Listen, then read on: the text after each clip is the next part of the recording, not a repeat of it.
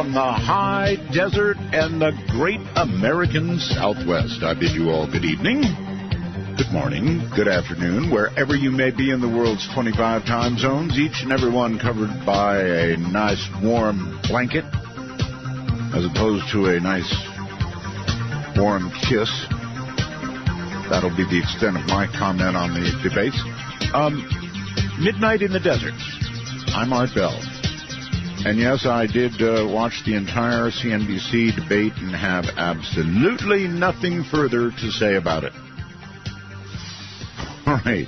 We're going to do an interesting program tonight, more interesting than I thought originally, with Bill Birnes and Joel Martin. And Joel Martin will be up first with something that needs doing. First, a couple of comments on a little bit of news of the day. I don't know if you woke up, I wake up midday. It's embarrassing, huh? Midday. You have to when you do a show like this. This cannot be at the end of the day. It's got to be, right at the beginning, frankly. Oh, I do have to read the rules. No bad language, one call per show. And so I woke up to this gigantic surveillance blimp, which was flying through the air at the time at about 16,000 feet. And they were frantic. I mean, this was a big, big blimp. One of my listeners actually caught video of it coming down, about to crash into the tree. Unfortunately, he stopped taking the video just before it hit the tree. Anyway, it did finally come down in a remote part of Pennsylvania. I do think, it's my opinion, that they were able to remotely deflate it and bring it down slowly, and when they saw the weather pushing it out toward Pennsylvania, they decided let it go until it gets out into rural Pennsylvania, and we'll bring that sucker down, and I think that's exactly what they did. You remember the deputy who helped my daughter spell? The one who flipped a disruptive student out of her desk and tossed her across her math class floor, right? Well, that deputy is now not working. He was given his walking papers. His actions were deemed unacceptable. So, in the next 72 hours or so, according to Andrew Stimian, a scientist at the Berkeley SETI Research Center, 2 bigger, more sensitive telescopes will be commandeered to observe the star we're all waiting for news on. These additional telescopes will be trained on my favorite star. I wish it had a name. We really should come up with a name for this star, KIC 8462852. Kind of not much of a name to attach to something, might have little green guys crawling around on it. Anyway, the big telescopes all around the world will be trained there, and for 72 hours they're going to listen like crazy. And here's hoping they hear something. And then this thing that, this is such a crazy story that I don't know how to tell it. But it's true. An unknown man-made object is screeching toward Earth right now. They say an unknown man-made object is headed for Earth. Now, this is not something in orbit that's decaying and going to burn up back in the atmosphere. This is not something that they hadn't accounted for, an old bolt or a glove or whatever coming down. This is something streaking toward Earth. So the following the story doesn't make much sense to me, but the name of the object, see, they've even given this a name, but not the star. They've named it on the Internet WTF. It's apt, all right.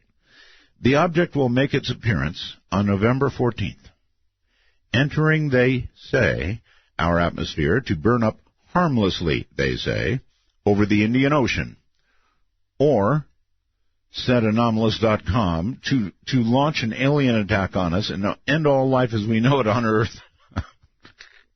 could go either way. A joke, of course, but I hope. But I mean, look, here is something coming to Earth.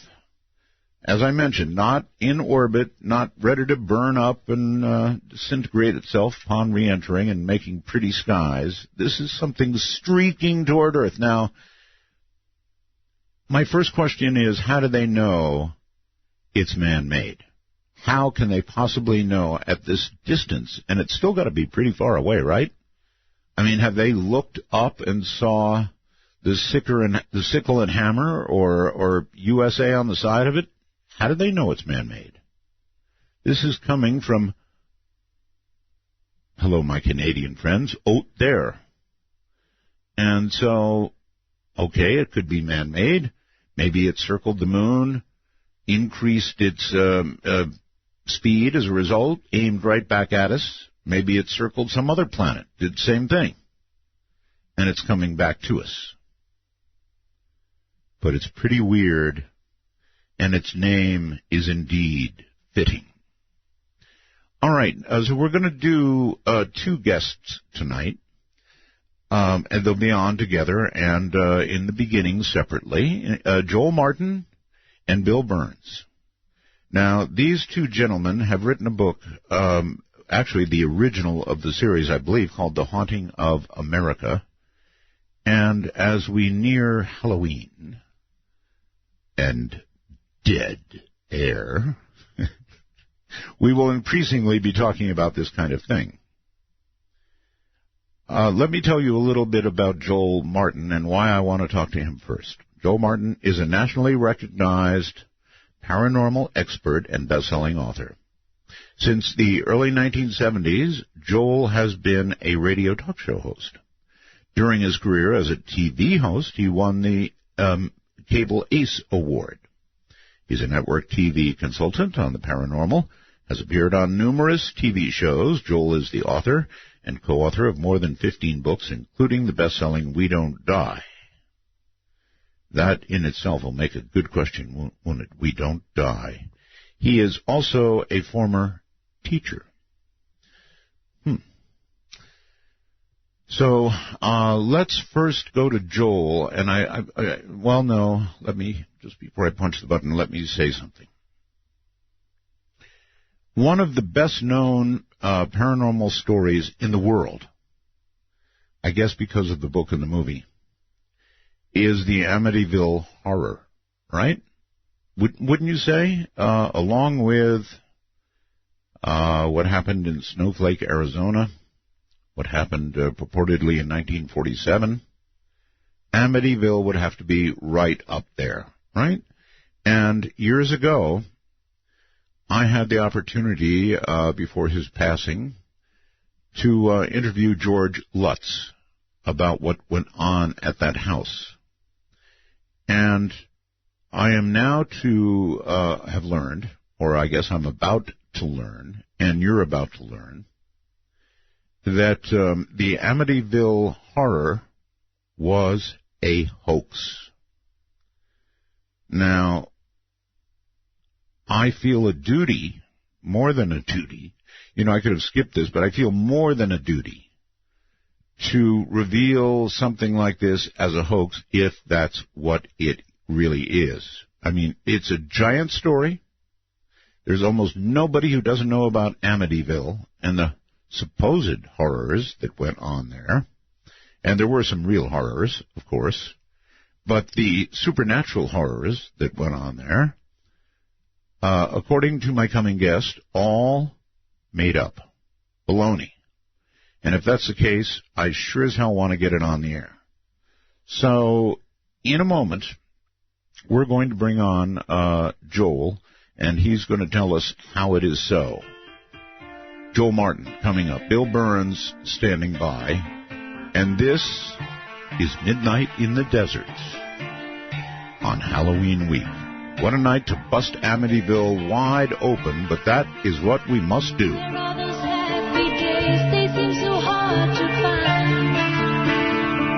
I tried to reach for you, but you have closed your mind.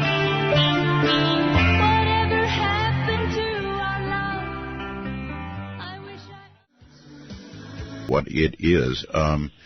So, Joel, welcome to Midnight in the Desert. Thank you, Art. Thank you very much. Good to be with you. Good to have you. So, here we go, Joel. You're going to need to make the case to me. I interviewed George Lutz, about what had gone on at the house.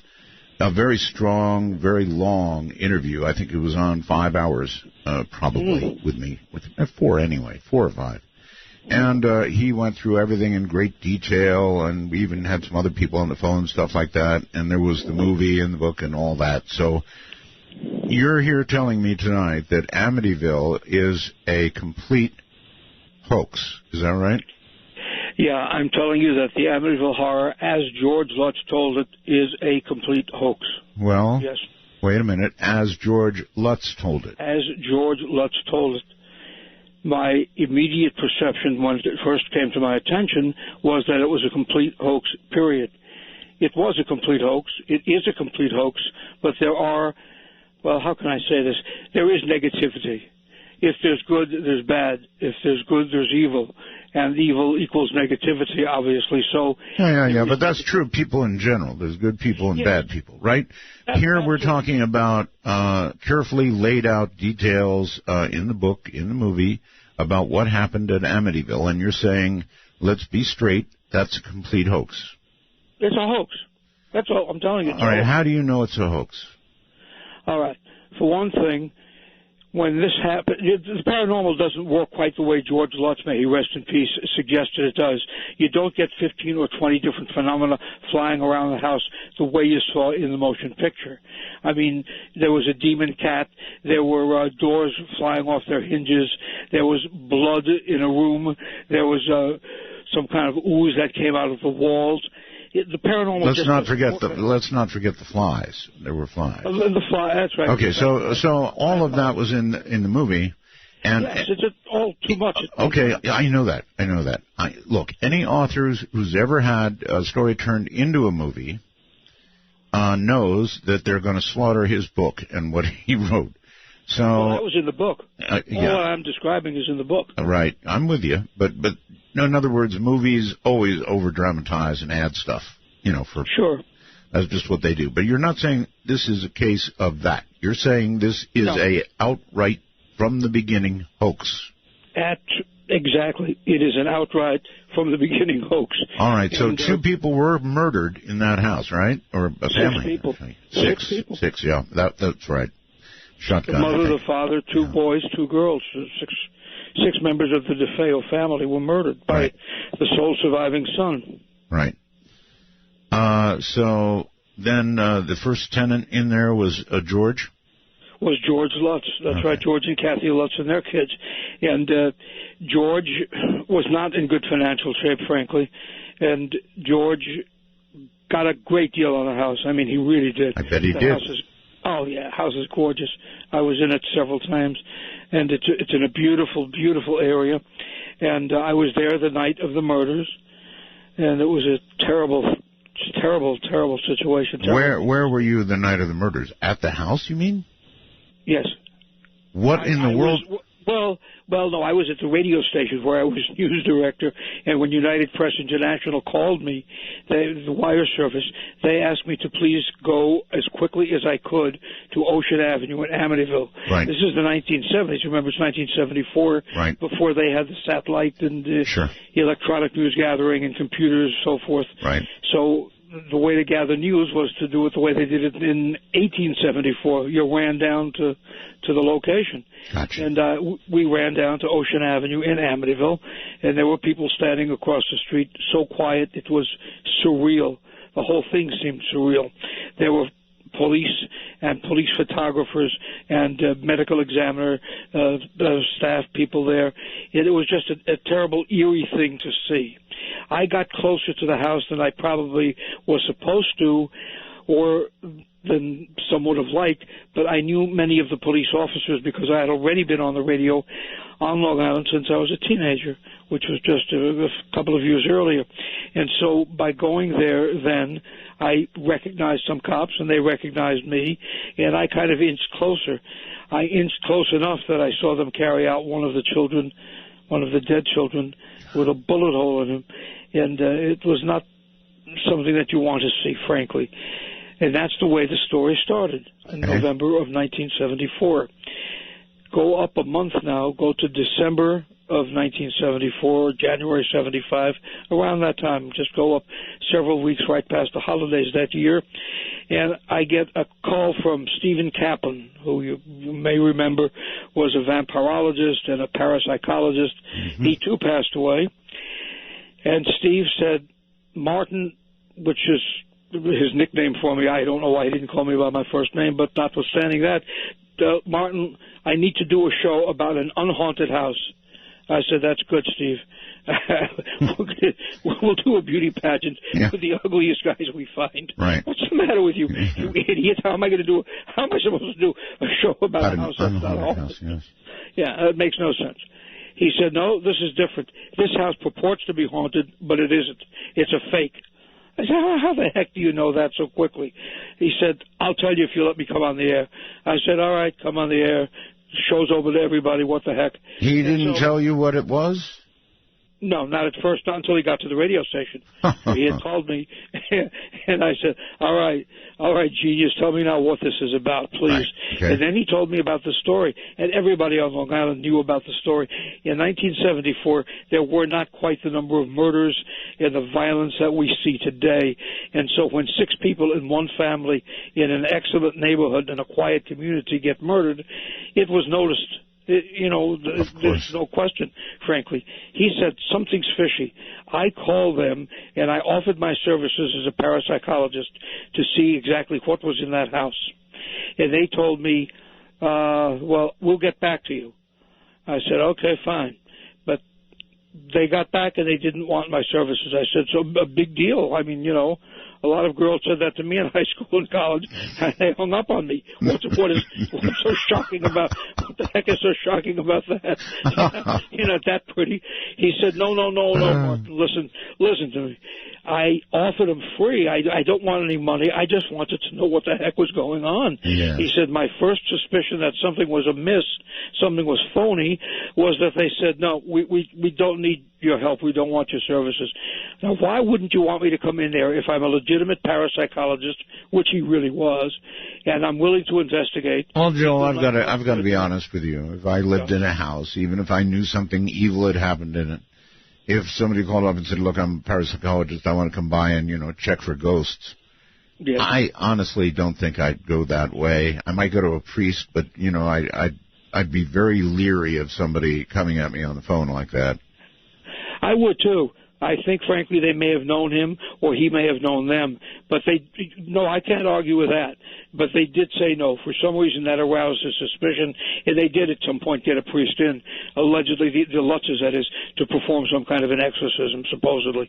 But Steve never did. He was never able to get into their confidence to do anything about that house or investigating the house, not with them, not with the Lutzes in it.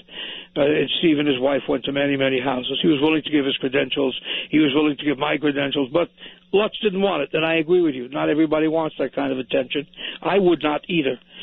He proceeded to investigate by talking to as many people as he could find about the house, about what went on in there, and he said the paranormal just doesn't act that way. And when he talked about the different people that Lutz had talked to, different people in the area who were involved in the paranormal, they were of mixed opinion. Some said off the record, I don't know. Some said on the record, yeah, maybe. And there was just no way to know. So he continued for 20 years to finally track down the one person of the two who would know whether it was genuine or not. And those two people would be, of course, George Lutz and Ronnie DeFeo, who was the convicted murderer of his family, his attorney. And his attorney... Why would DeFeo's attorney have knowledge of whether or not it was really haunted? Because Ronnie DeFeo's attorney, William Weber, and I'll tell you this part of the story where Bill was on the radio show with me, William Weber and George Lutz created this fantasy, and Bill Weber admitted it. It was not a secret once Bill Weber went on the radio with me, and it was not a secret once Bill Weber talked to a reporter named Pat Milton at the Associated Press. What did Weber, what specifically did he say? Weber said that the first thought that he had was to plead insanity. I mean, what do you say about a 22-year-old who, or I think he was 22 or 23, who kills his entire family? You know, we're going to plead that he's an orphan? I mean, that's ridiculous. He had no defense. No. I understand the defense. So the defense was insanity. But then they got a better idea. The heck with that. That wasn't going to work. It's almost impossible in New York State to get an insanity plea through. Very, very hard. In any event, they decided they had a better idea. And the better idea was to say that the place was haunted and Ronnie was possessed, etc. And so they created a hoax. They sat down over several bottles of champagne or wine. I've heard two versions. Bill Weber told me it was champagne. Somebody else told me it was wine. But whatever. It was wine is, the champagne is bubbly wine. Bubbly wine, right. So they sat down with their alcohol, and they started to create a story. So, for example, and the more tipsy you get, the more fun some things become. Silly things that you shouldn't do, like drive a car. But here they were sitting, and they remembered that Ronnie always complained about the neighbor's cat. And because the neighbor's cat annoyed him, I'll clean up the language, Ronnie always called him that blankety-blankety demon cat or demon pig. And so with an expletive attached, he would refer to it as the demon pig. It was really a cat. The business of the walls oozing black.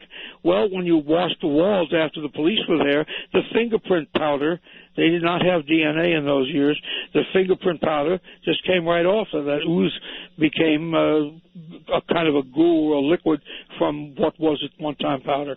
When they talked about a room oozing blood, I went in that room, and I took my daughter in that room. She was just a little girl at the time.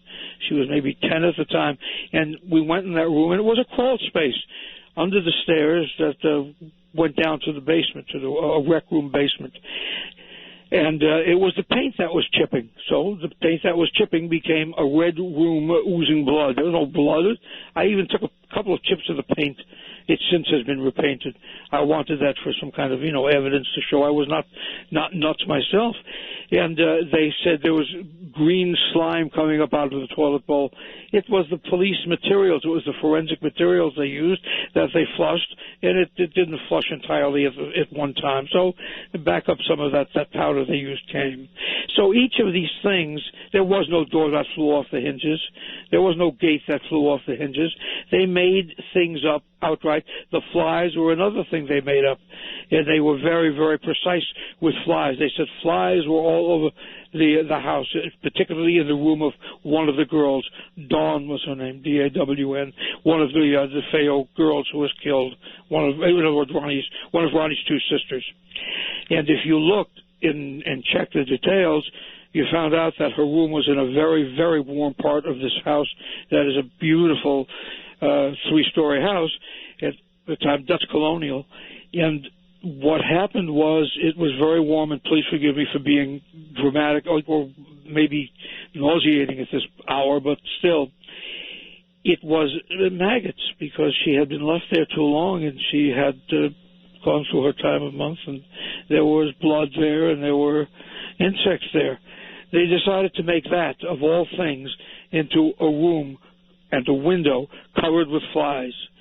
And to add to the misery, George Lutz said that his little boy, they show it in the movie, his hand clamped down on the window. In other words, his hand was on the windowsill, and the little boy's hand got cut and smashed because it was on the windowsill, and the window came down where the flies had been.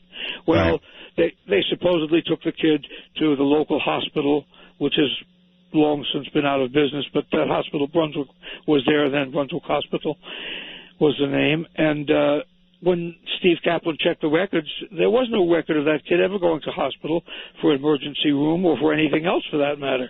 So each thing that Steve looked at just didn't check out, didn't add up.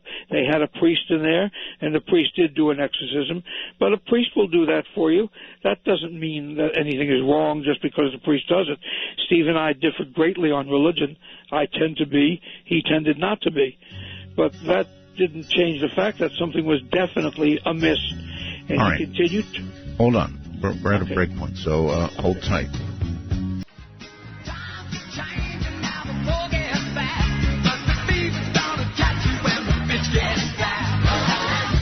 Midnight Matter can be explored on Midnight in the Desert with Art Bell. If using Skype from your computer, please be sure to use a headset mic and call MITD 51. That's MITD 51. It is. I guess I've been involved in most major paranormal happenings in the last many, many, many years, and I certainly was involved in Amityville in the sense that I interviewed George Lutz. A very extensive interview, which you can hear, by the way, and probably should hear. It's in the archives, and it will be interesting in view of what you're about to hear, what you are hearing right now. There's one aspect of this that I want to, I really want to cover with Joel before we proceed, and it's this, Joel. In the book and the movie, Lutz was portrayed as going, I don't know how to put it, steadily downhill, beginning to sort of lose his mind, coming apart. I guess in the way DeFeo was, portrayed, sort of a it's happening again scenario, right? Yes. Oh, yeah. Yeah, okay. So that had to be part of the overall plan, as it were. So you're telling me that the lawyer, Weber, right, and George Lutz sat down and cooked up the book and the movie and the details based on the stuff you just said. Is that about right? That's about right. I mean, that is right. It's not about, it is. That's accurate. All right. Sure. All right. What is there to say? I mean, they made up a story. There is more to say. For example, when you said George was going down, Art. When you said George was going downhill, portrayed as going down. Well, he was portrayed that way, but people who knew him well suggested that he was in emotional trouble because, frankly, they were having some difficulties emotionally as a result of economics. There was a problem economically, sure, as well as whatever fear they might have had from being in that house. I wouldn't have lived in that house right after 6 people were murdered. Call me superstitious, call me childish, whatever. I don't think I would do it. No, I'm with you. I wouldn't either. So George was exhibiting emotional, trauma of some sort. Well, sure, he was worried about money, some people said. He was worried about the house. He was probably worried about Kathy, because Kathy was afraid of being there, several people told me. There are so many different versions, you see, but they all come down to one thing. There was a need for them to do something about their economic situation. That was not an expensive house by today's standards, right? But $80,000 in 1974 was, or 75, was an expensive house. Let me back up for historical accuracy and for the audience here. Yes. How did the DeFeo trial based on haunting work out? Based on haunting, it didn't work out at all. What they simply had to do was plead him guilty. There was nothing they could do. Okay. And so he was sentenced to 6 lifetimes, and he's still in prison. Yeah. And he'll be there, we hope, for the rest of his life. And frankly, he has given so many different versions of what has happened that it's almost impossible to pin down any one version as being the entire truth, the whole truth, and nothing but.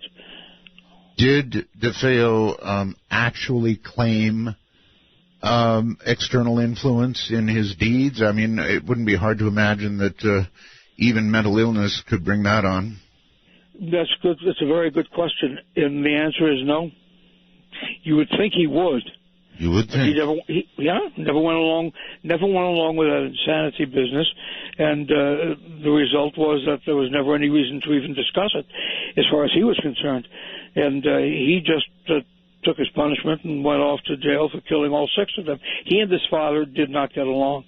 It was not complicated where they were concerned.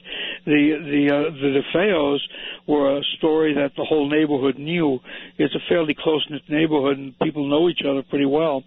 Very small-town atmosphere in Amityville. And Ronnie and his father did not get along at all.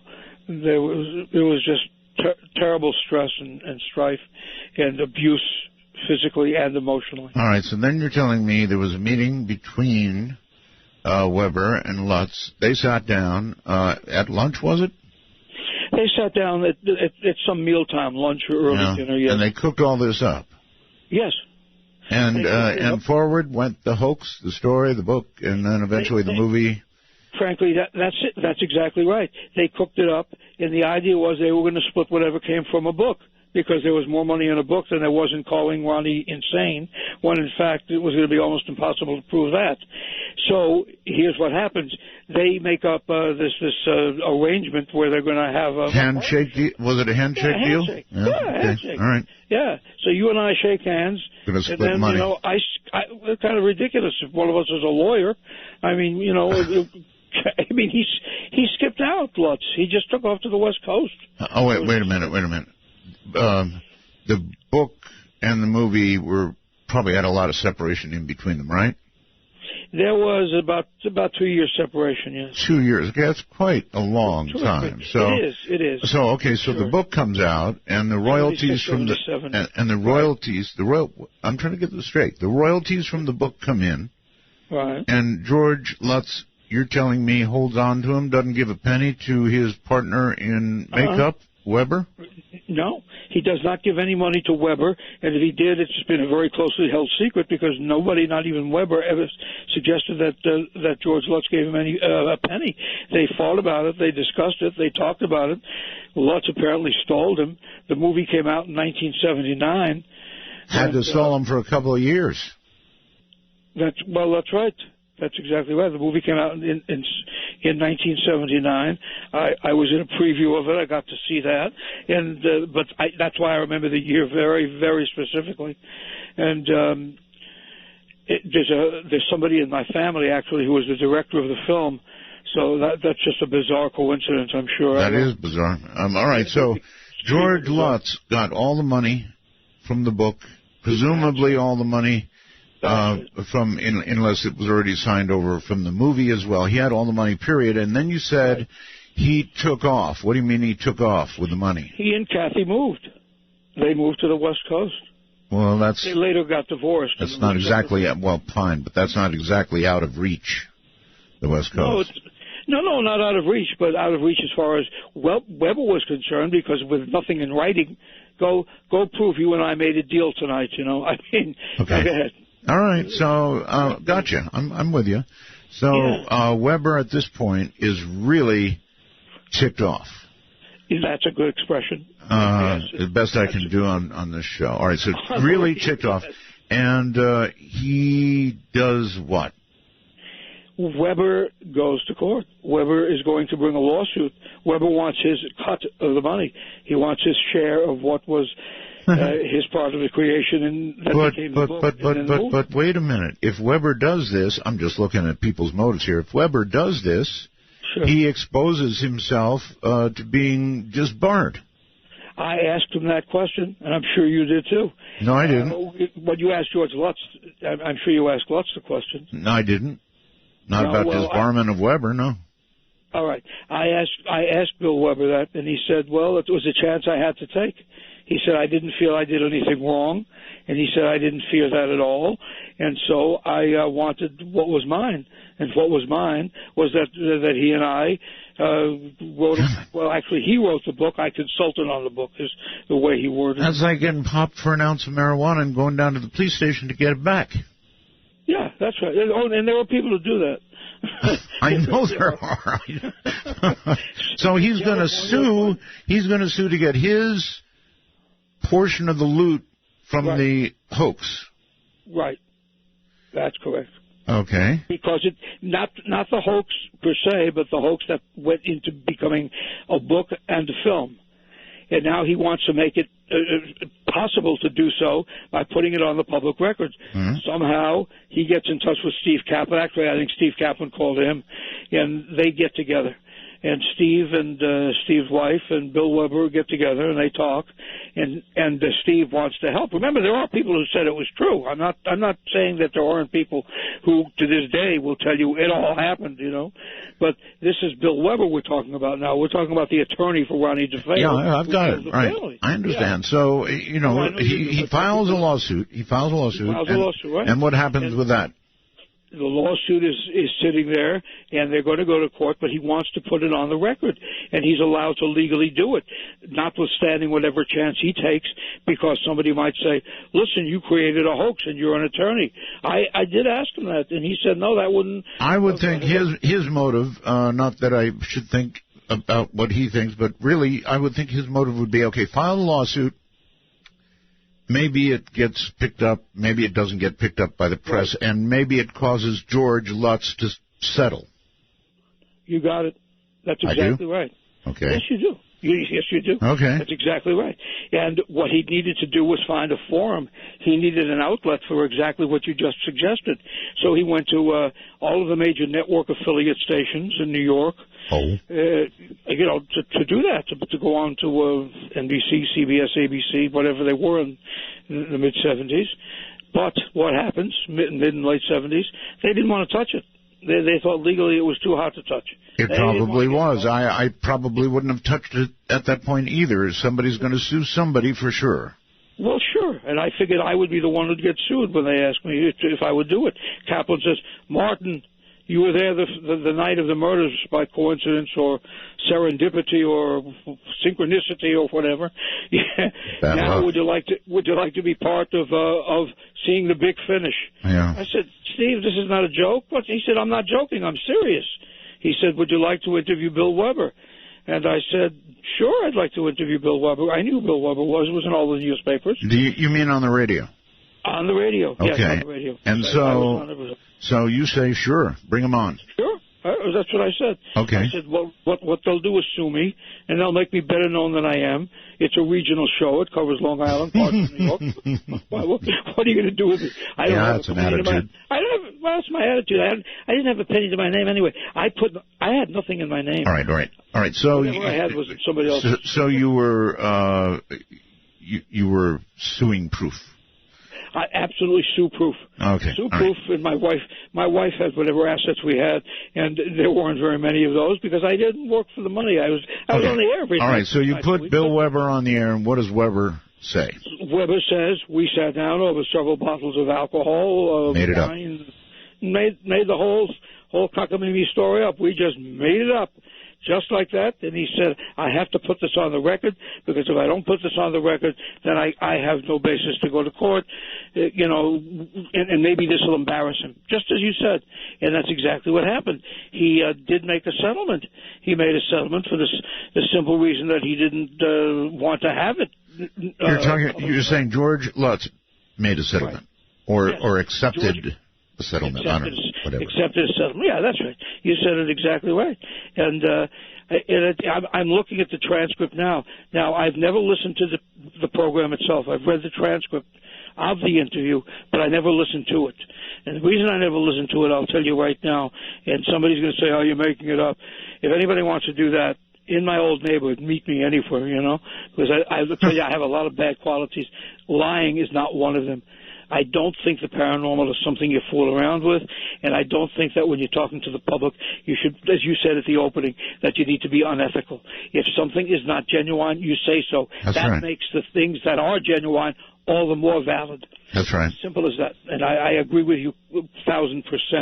So here we are, Bill Weber and me. I'm waiting for Bill Weber to come to the studio. We're going to put the show on tape, live on tape, which means I wouldn't, you know what it means, but it means for anybody who doesn't know, it means that the show would be taped, but I wouldn't edit it. I would put it in the box. I'd leave it there until it was time to air, right. And that's that. Right. I touch nothing. Right. All right, fine.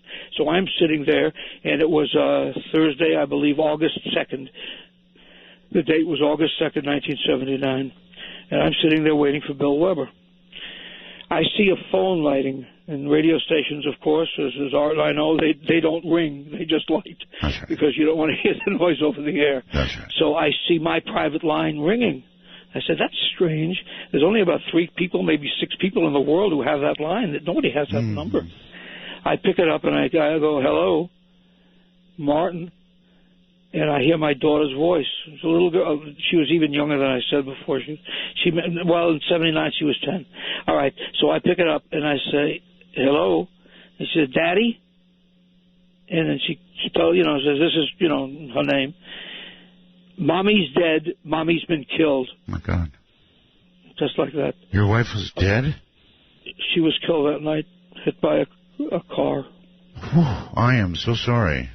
Yeah. It was. Well, that's strange timing, isn't it? The timing could not have been worse, more bizarre, or I don't know. To this day, Art, I swear to God to you, it gives me the chills in places that you're not even supposed to get chills. I mean, the hair on my head just stands up. It was the eeriest thing. I went into shock immediately.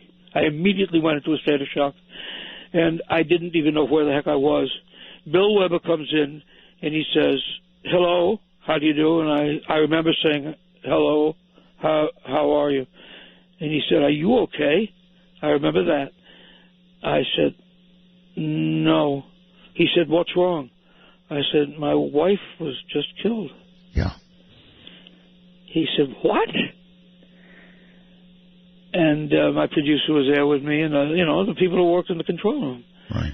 And he said, "Do you want to do this another time?" He said, "I've never heard of anything like this." I said, "No, let's sit down and do it since we scheduled it." Art, I'm telling you, I was in shock. Now, how did you even do that? I don't know. I swear to God, I don't know.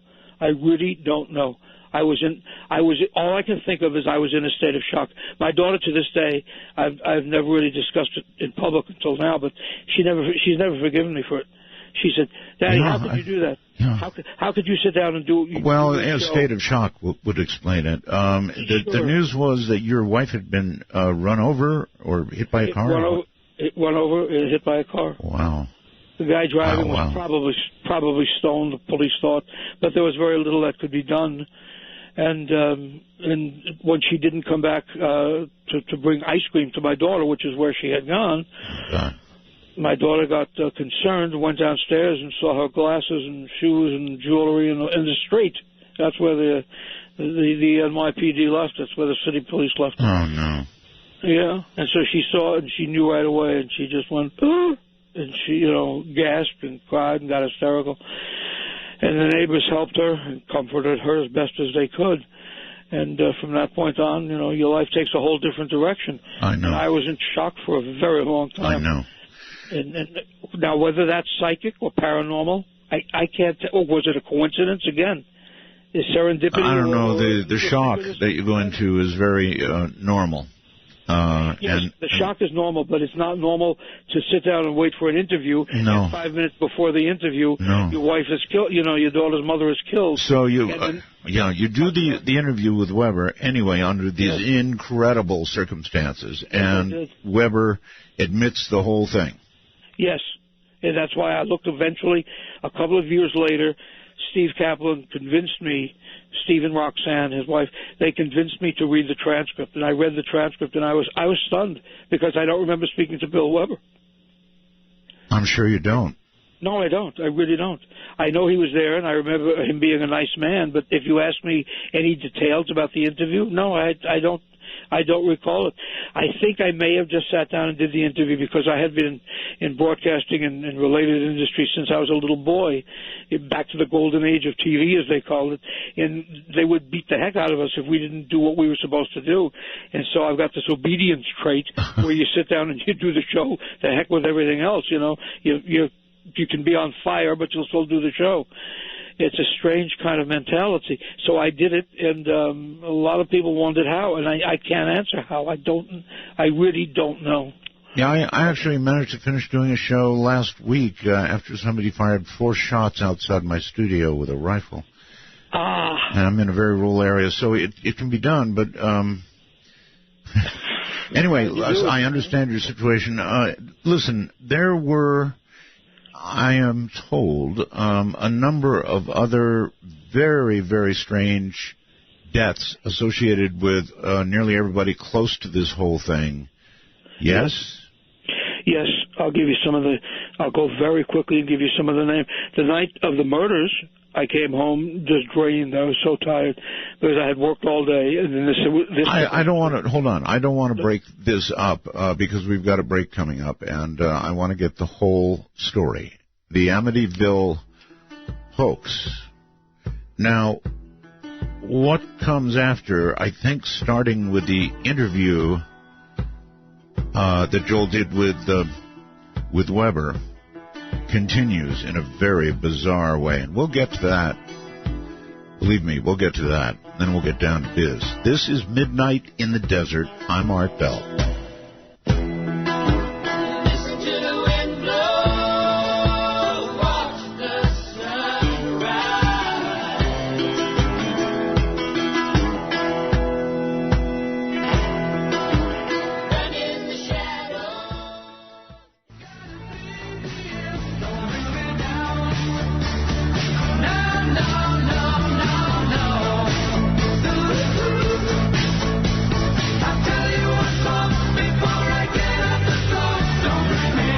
Midnight in the Desert spans the world. To call us from outside the U.S. and Canada only, use Skype with a headset mic if on a computer, and call MITD 55. That's MITD 55. Well, all right. Once again, back to my guest. I'm calling the shots on the way this interview is coming down, and have completely gone in a different direction because of this news. You know, if I didn't tell you, if I didn't go through this with you, then I wouldn't be worth being on the air, in my opinion. I mean, if Amityville, one of the biggest things that happened in American paranormal history, is BS, and I don't air that, then I'm BS. So that's just the way I feel. So, Joel, welcome back. I do want to tie this up, but there were other deaths that occurred very quickly and very weirdly, also associated with this after all this happened, right? Yes. The night of the murders, we came home finally, and I was exhausted. It had been such a long and draining day. I'm used to a certain amount of tragedy from being a reporter and seeing horrible things, but it was still a very tragic day. And I come home, I pick up our kitten. We had a new cat, and I picked up the cat. Everything could be coincidence, I understand that, but I pick up the cat just to pet her, and she goes, makes a little sound from her throat, and just dies in my hand. Wow. She died, so help me God, she just died in my hand that night. I don't know why. Both of the Lutzes have passed on. Steve Kaplan worked 20 years to prove this was a hoax and died 2 weeks before his book, The Amityville Horror Conspiracy, came out.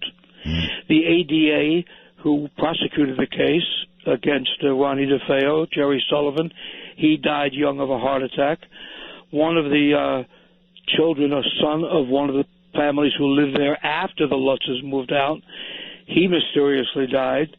The mayor of Amityville at the time, who I had interviewed, died a tragic death. He was gone. My wife, as I told you about at the time, was gone. The 6 DeFeos, a number of parapsychologists, which could have been attributed to age, Hans Holzer and that whole group. And you got several other people as well, so that sort of tells you.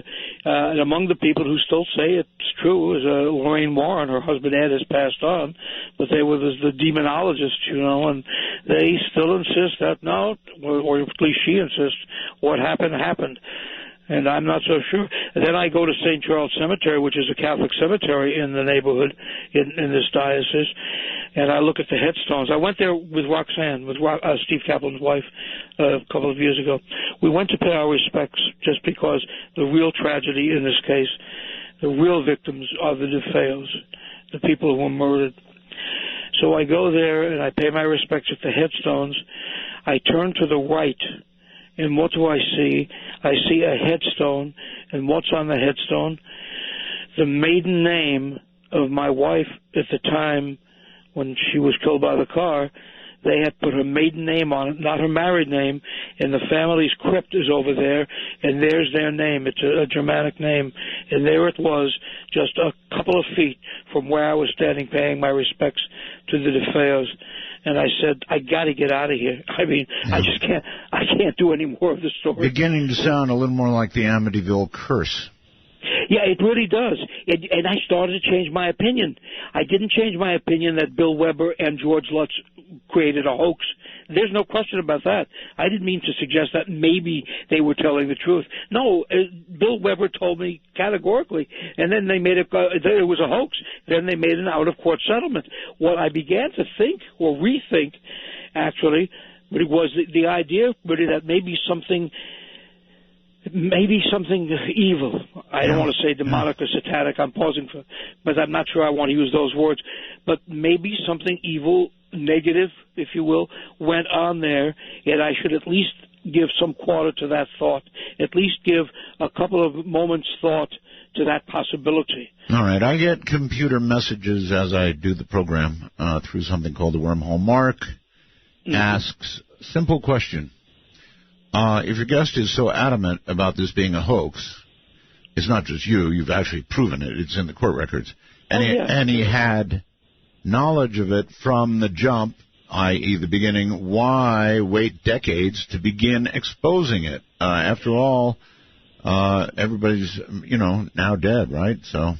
Yes, I didn't wait decades because I didn't know. I'm simply a reporter. I could only tell you what I've been told or what I can see, hear, and smell at that moment. Steve Kaplan had the suspicion that it was a hoax. I didn't have any such suspicion. I didn't give it a thought. I just felt terrible that 6 people were murdered by a mutant son. And, let the criminal justice system work, hopefully, so that he would be incarcerated. But other than that, no. What the person writes is a good question, except that I didn't. If I had known back then, would I have let it be known then? Absolutely. As soon as Kaplan said that he thought it might be a hoax, I said, come on then and talk about it. Fine. We'll have both sides. I had the Warrens on. They said it was not a hoax. Steve said it was a hoax. I just didn't know at the time. And the Warrens were basing their statement on what evidence? They based their statement on their investigation, they said, of the house, of a seance that was held in the house, that was telecast on one of the local New York channels, Channel 5.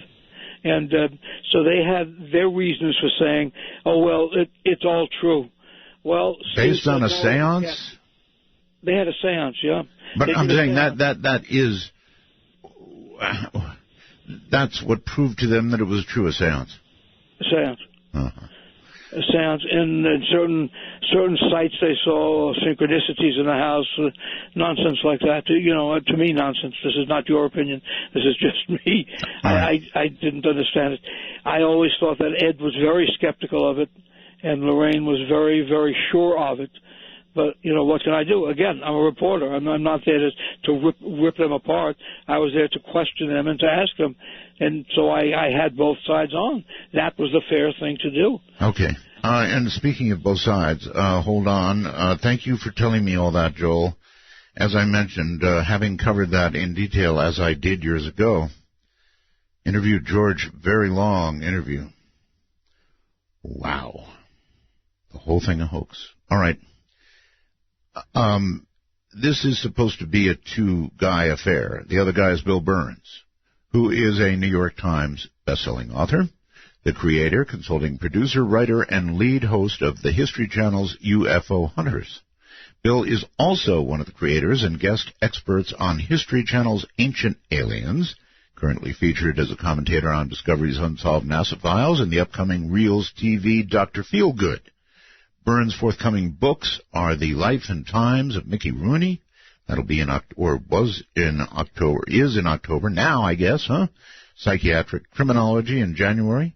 UFO Hunters Book 2 in January. And Edison's Last Invention, the Spirit Phone, this coming spring. Did you know that Edison's last invention was the Spirit Phone? Birnes holds a Ph.D. and J.D., was a National Endowment for the Humanities Fellow, and is the co-host of the Dark Matter Digital Network's future theater, our very own. So here now are the both of them, Bill Birnes and Joel Martin. Hi, Bill. Welcome, and thank you for being so patient. Oh, thank you, Art. It's always a wonderful story. Joel was was an eyewitness to all of this, a first-hand witness, and one of the few people who interviewed the principals in this story. And, of course, Steve Kaplan was the principal investigator into this whole story. Right. And Steve Kaplan did, of course, put out the book on the Amityville horror hoax. So he really did expose it after the fact. Well, I sort of retired not very long after I interviewed George Lutz, and didn't look real hard at the paranormal world. In fact, I was out of the country for a long time, so all of this hit me pretty hard, and I felt, you know what, I did that quite seriously on the air, and I have a responsibility to tell the real story to the audience, so we've done it. Now, and you also interviewed Malachi Martin, who was one of the people who consulted on this case. And Malachi Martin, I come to find out from a CIA officer, was actually working for the CIA at that time. What? Yep. He told a story. He told a story. This person who shall go nameless. On UFO Hunters, we were not shadowed, but our paths were intersected a lot by people who were working for the government. And they identified themselves. This was not some strange men in black thing. These were people who said, look, I'm with the NSA, I'm with the CIA, I just want to talk to you. In this particular case, it happened out on Long Island. And so we were talking about Malachi Martin, and this person who wanted to do his own life story but really couldn't because he'd have to get us at the Board of Review, told the story of how very briefly, his contact in NGO, a non-government organization, investigating UFOs. The person who came to retrieve a piece of UFO data technology actually was Malachi Martin. What? I was interviewed recently, by the way, for a documentary on Malachi, a British documentary coming out, I'm not sure when, pretty soon. And I was happy to do it. Malachi was an amazing, amazing man. But you're telling me he was a CIA agent? He was a cooperating individual with the CIA. Well, a lot of people do that. Do you have any knowledge? You can't name your source, right? I cannot do that. No. All right. Do you have any knowledge what the nature of his involvement with the CIA was? In other words, what was he doing? Yes. Okay, fire away. He was part of a group that was investigating all kinds of paranormal phenomena. It had to do with exorcism, had to do with out-of-body experiences, but this particular group was working. There were people from former administrations that were in this group, and they were basically a funding operation. They were channeling money to individuals or groups that would carry out investigations into the paranormal. And in this one case, there was some kind of college professor, a scholar, who they had commissioned to go to Egypt because there was a story floating around. Can we slow down for one moment? I mean, you just said something that doesn't make sense to me.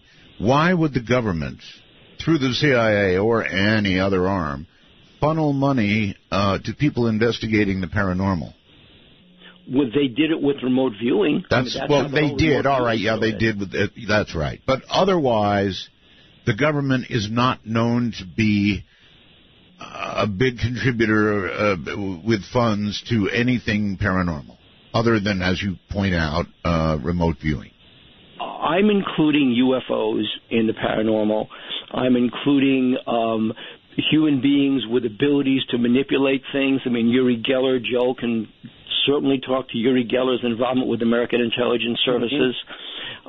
So they were investigating aspects of human behavior or human abilities that had to do with the paranormal. That I can see. That I can And see. in this one particular case, there was a story floating around that there was not a computer disk. That would be a mischaracterization, but there was a device on which there was stored for thousands and thousands of years, and this was in Egypt, alien technology. And supposedly this scholar who was commissioned found it, acquired it, and refused to turn it over to this group, to this government group. Refused to turn it over. He said, I'm going to sell it to the highest bidder. How much are you going to put up with? Or how much are you going to put up to get this back? And what this officer told me was that from time to time, various officers are given what are known as cowboy jobs or black bag jobs, literally off-the-books operations. Go get something back, go find something, go terminate someone with extreme prejudice. They'll be handed these jobs. His job was to get a hold of this guy, to get his hands on this piece of technology, and to let them know he had it and wait for it until they sent a representative to pick it up. And that's exactly what he did. He found this guy. He made him an offer that was better than what the French had offered. They were in Paris, and rather than simply hand him the money, he basically knocked him out, anesthetized him. A group came in, took the guy's body. He doesn't know whatever happened to it. He presumes the guy was killed. And then the person who showed up to get that piece of technology in this hotel room was Malachi Martin. My goodness, Bill, you didn't give me any idea this was coming tonight, which is fine. I love surprises, but holy dog poop. My God. So a device, an ancient device, that somehow, even though it's ancient, stores information, very, very important information. It's sort of put up for bid. We win. Malachi, acting for the CIA, collects it. All right? That's correct.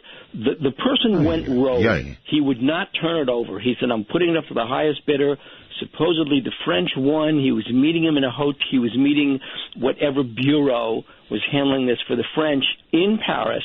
That's where this individual from the CIA crossed his path, offered him more. The guy basically said, sure, highest bidder.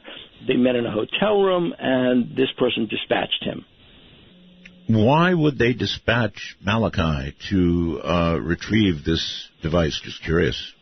That's the key question. Uh-huh. Because Malachi was one of the individuals who was, how can I put it, almost like the historian or the scholar or the expert for this group. He was vetting the kinds of applications or candidates that this group was examining. He was vetting them. It seems to me that the very existence, I mean, Malachi was a very, very conservative Catholic. Yes, but he was a Catholic who was let out of his regular orders by the Pope. Yes, I know. And one wonders, I mean, what was underneath that? My theory always was that Malachi was far more valuable as a secular priest than he was in regular orders. Oh, I think that's fair. You know that the manner of his death is somewhat suspicious. Turn that over to Joe. Joe knows all about that one. Oh, really? Oh, yeah. I'm not even sure I want to ask, but ask I shall. Joel, do you really know something about Malachi's death? What I heard is that he was kept out of communication by the sisters who were caring for him, that he fell down the steps, and that is the manner of his death. Now, there are people who have said, there's some conspiracy here. He didn't fall down anything. He got pushed, at least. What do you know, Joel? Well, there's a thread of truth that runs through all of those versions. He had a very beautiful apartment on the east side of Manhattan. He was living the way any of us live. Yes. You know, house, apartment, whatever. He was not living in a rectory or anything like that. Right. He was living with a woman on the east side of Manhattan. He had a lady friend. And when he fell down, he was on a ladder looking for a book. He was one of those book, you know, those ladders you see in bookstores. I do. That whirl back and forth. He was on one of those because he had an extensive library. I mean, a really extensive library. Yeah. He was looking for something, and he either fell down or was pushed. That's exactly right. Now, there's a version that says he fell down a flight of stairs. Frankly, I don't know that that makes sense given where he lived, but it is more than likely he was pushed rather than he fell. Because Malachi, for all of his brilliance, and he really was still a man of the cloth in the sense that he was a deeply religious man. Yes. And don't you think? Oh, yes. That was my impression of him. No question about it. None at all. And I think everything, listen, if Bill tells it to you, I don't even question it. But that's my own personal opinion of Bill's veracity, of the truth he always tells about these things. But there is nonetheless the fact that the government, and I've had my dealings with them too, they would rather see him go quietly than have to worry about if he says something publicly, given that he had a big platform, shall we say. Don't forget he wrote dozens of books. Yes, well, he had a rather regular platform with me, and he was very, very outspoken. That's right. I met him, and I interviewed him, but nowhere near to the extent you did. I don't even pretend to. But okay, so do you honestly think that the CIA, for example, may have been concerned that he would begin opening up about some of what he had done with regard to everything you just talked about, this device, whatever it was? And his my God. I certainly do.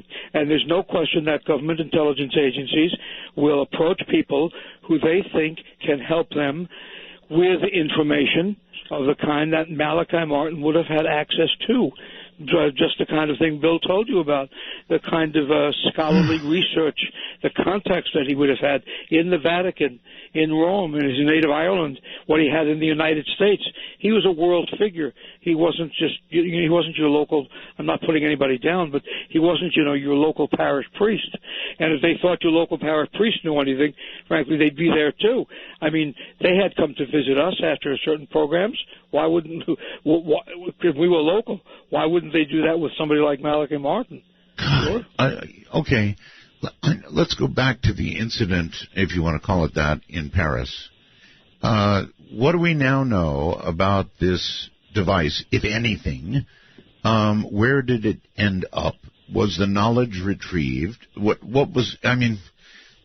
All we know is this, that this particular non-official cover officer for the CIA was waiting in a hotel room. This was after this scholar's body, this person's body was removed. Yes. Malachi Martin shows up and basically takes possession. It was like, it's not a disc. It was an oddly shaped flat object that could be read by something. So whether we actually had the technology to read it, because he said you couldn't put it in a computer, and this was long, and this was before floppy disk drives were that common. Okay. So, but it was like a disc, and he said that what the person told him, because he did have a conversation with this person before he gave him his injection, and what the person said was that there was data on that disc, mathematical data was the best he could explain, was the best way he could explain it, mathematical symbols and equations and things like that he didn't understand, but that he believed that there would be people to whom that would make sense. And so Malachi was retrieving this not for the Vatican, not as a religious artifact, but for the CIA. But for a government group, and we know that the government outsources this stuff because in your travels, can you prove that Malachi was in Paris on that day? I only have this person's story that tells me that. This is all I have, is the story from one person, and this was one of many stories. Don't tell me who the person is, because you can't. No, but at least tell me not to use his name. At least tell me how highly placed he was. He was highly placed enough that when we went to certain places in the area where we were filming, everyone knew him. He seemed to know details about the right kinds of people who would know certain kinds of secrets.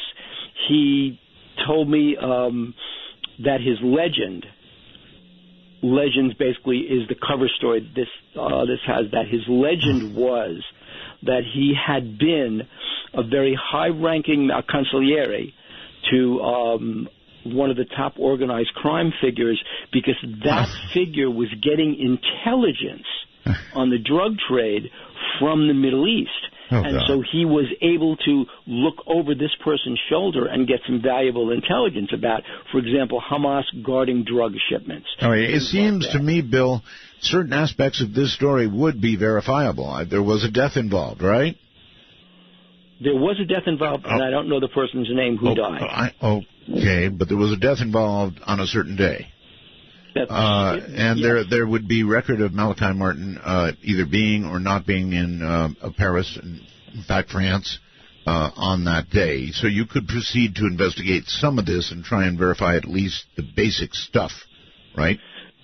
I could. The problem is this person's identity, because he wanted to do a book. That was the whole point of this person's contacting me.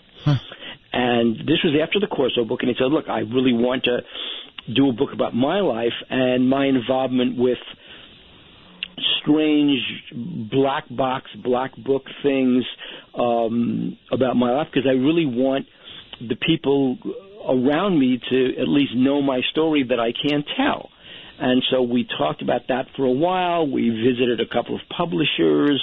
He couldn't do it as nonfiction, so he wanted to do it as fiction.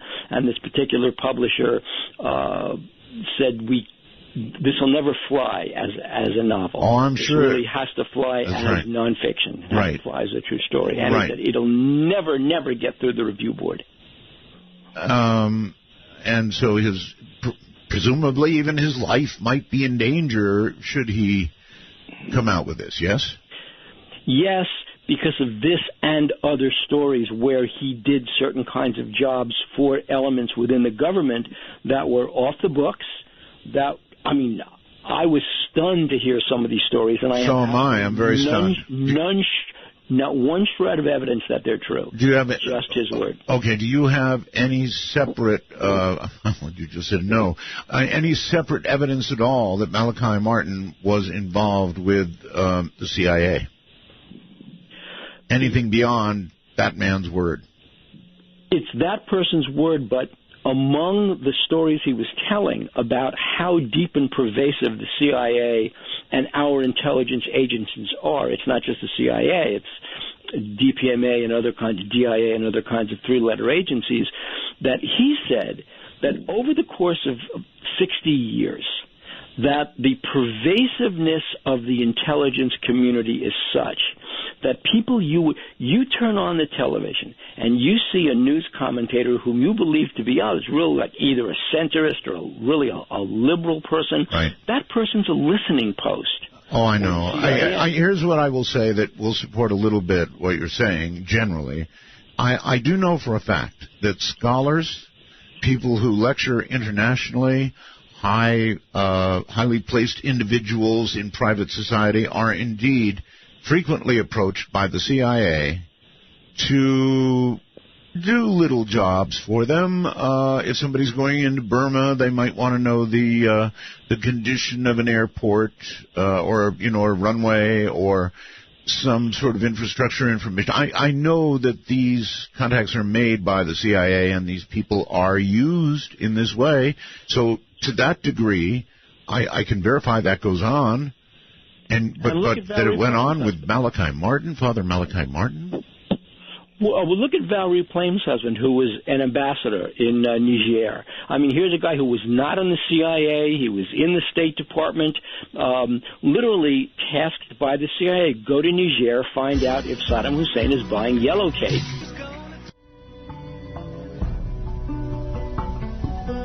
Piano from a window play, gone tomorrow from yesterday.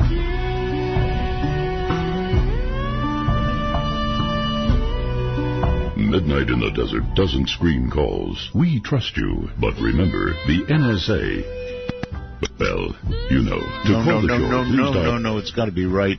Got to be right. Midnight in the Desert doesn't screen calls. We trust you, but remember, the NSA... Well, you know, to call the show, please dial 1-952-225-5278. That's 1-952-CALL-ART. I love that. Got to be something to cheer me up. Tonight's show thus far is like getting a double fast punch in the gut.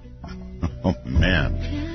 I've got Bill Birnes and Joel Martin with me. And thus far we've covered Amityville being a complete hoax with sort of a cautionary tale tagged on. And then Father Malachi Martin being a CIA agent with a story that goes along with that in Paris. Now, here's what I'd like to do. I'd like to open the phone lines and let you ask questions about this and or other things. So let me get out the numbers and do the talk.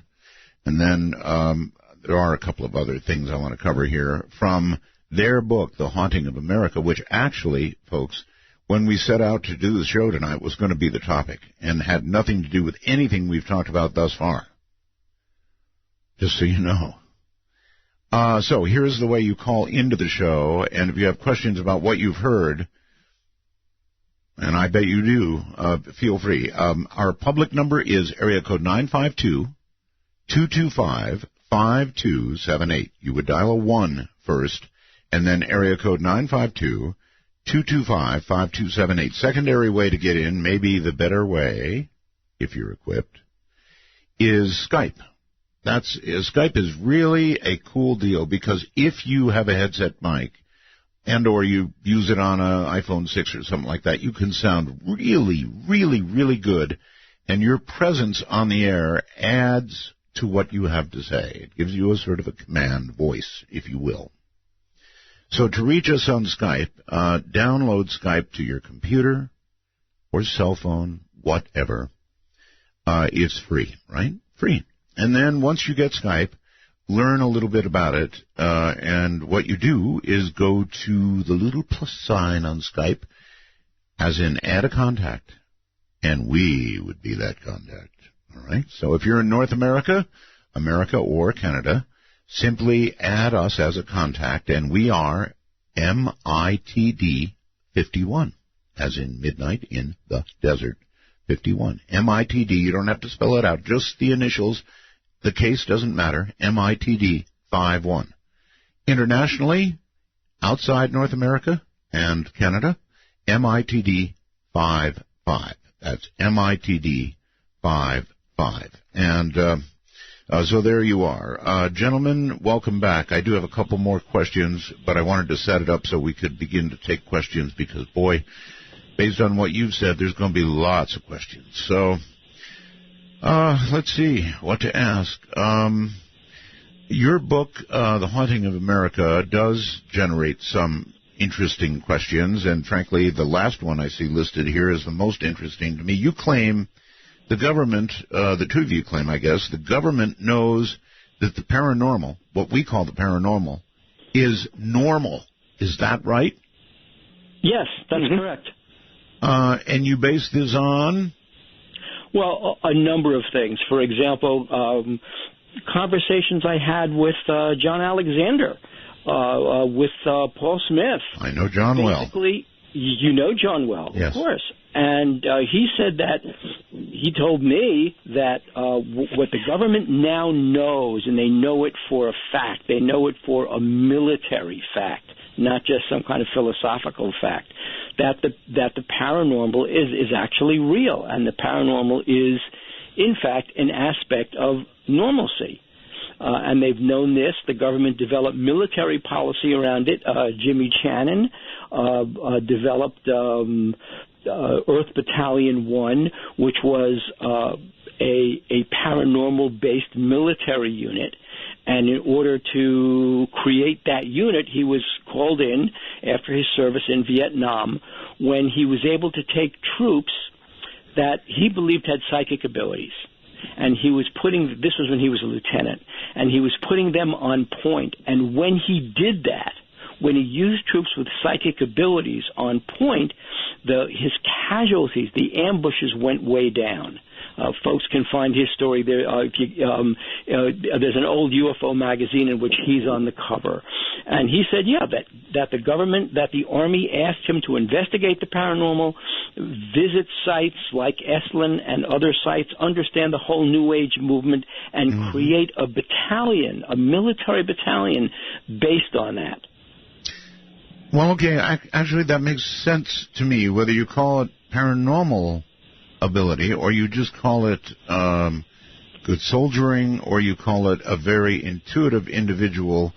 No matter how you phrase it, sure, having somebody like that on point would make sense and probably would work, so I get it. But, there's quite a way from that to, that the government knows the paranormal is normal. I mean, that's a big statement.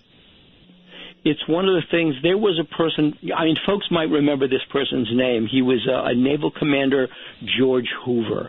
He's best known as the Naval Commander who was tasked by the Office of Naval Intelligence to investigate the Philadelphia experiment, the time travel experiment. It wasn't really a time travel experiment, but he was tasked to investigate it.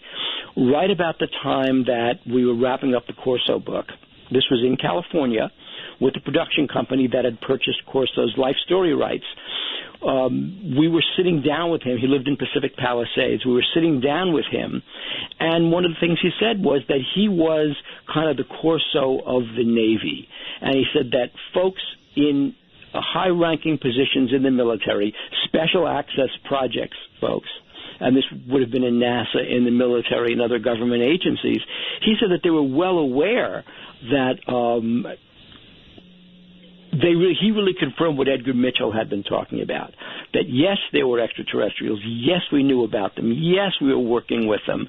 And one of the things he said was that the high-ranking military officers weren't really afraid of it. That was not a matter of military concern to these people. He said the biggest concern, and he said this in kind of a weird way, he said the biggest concern was that these entities were really more humanoid than anybody thought. They were really more like human beings, and that human beings had some of the same exact abilities, call them paranormal abilities, but abilities that these creatures had. And that's what really panicked people in the military, saying that society absolutely wasn't ready for human beings to wield those kinds of powers. And that was one of the big concerns. Okay. Just a couple others, and then we'll go to the phone, because there's got to be questions about all of this. My God.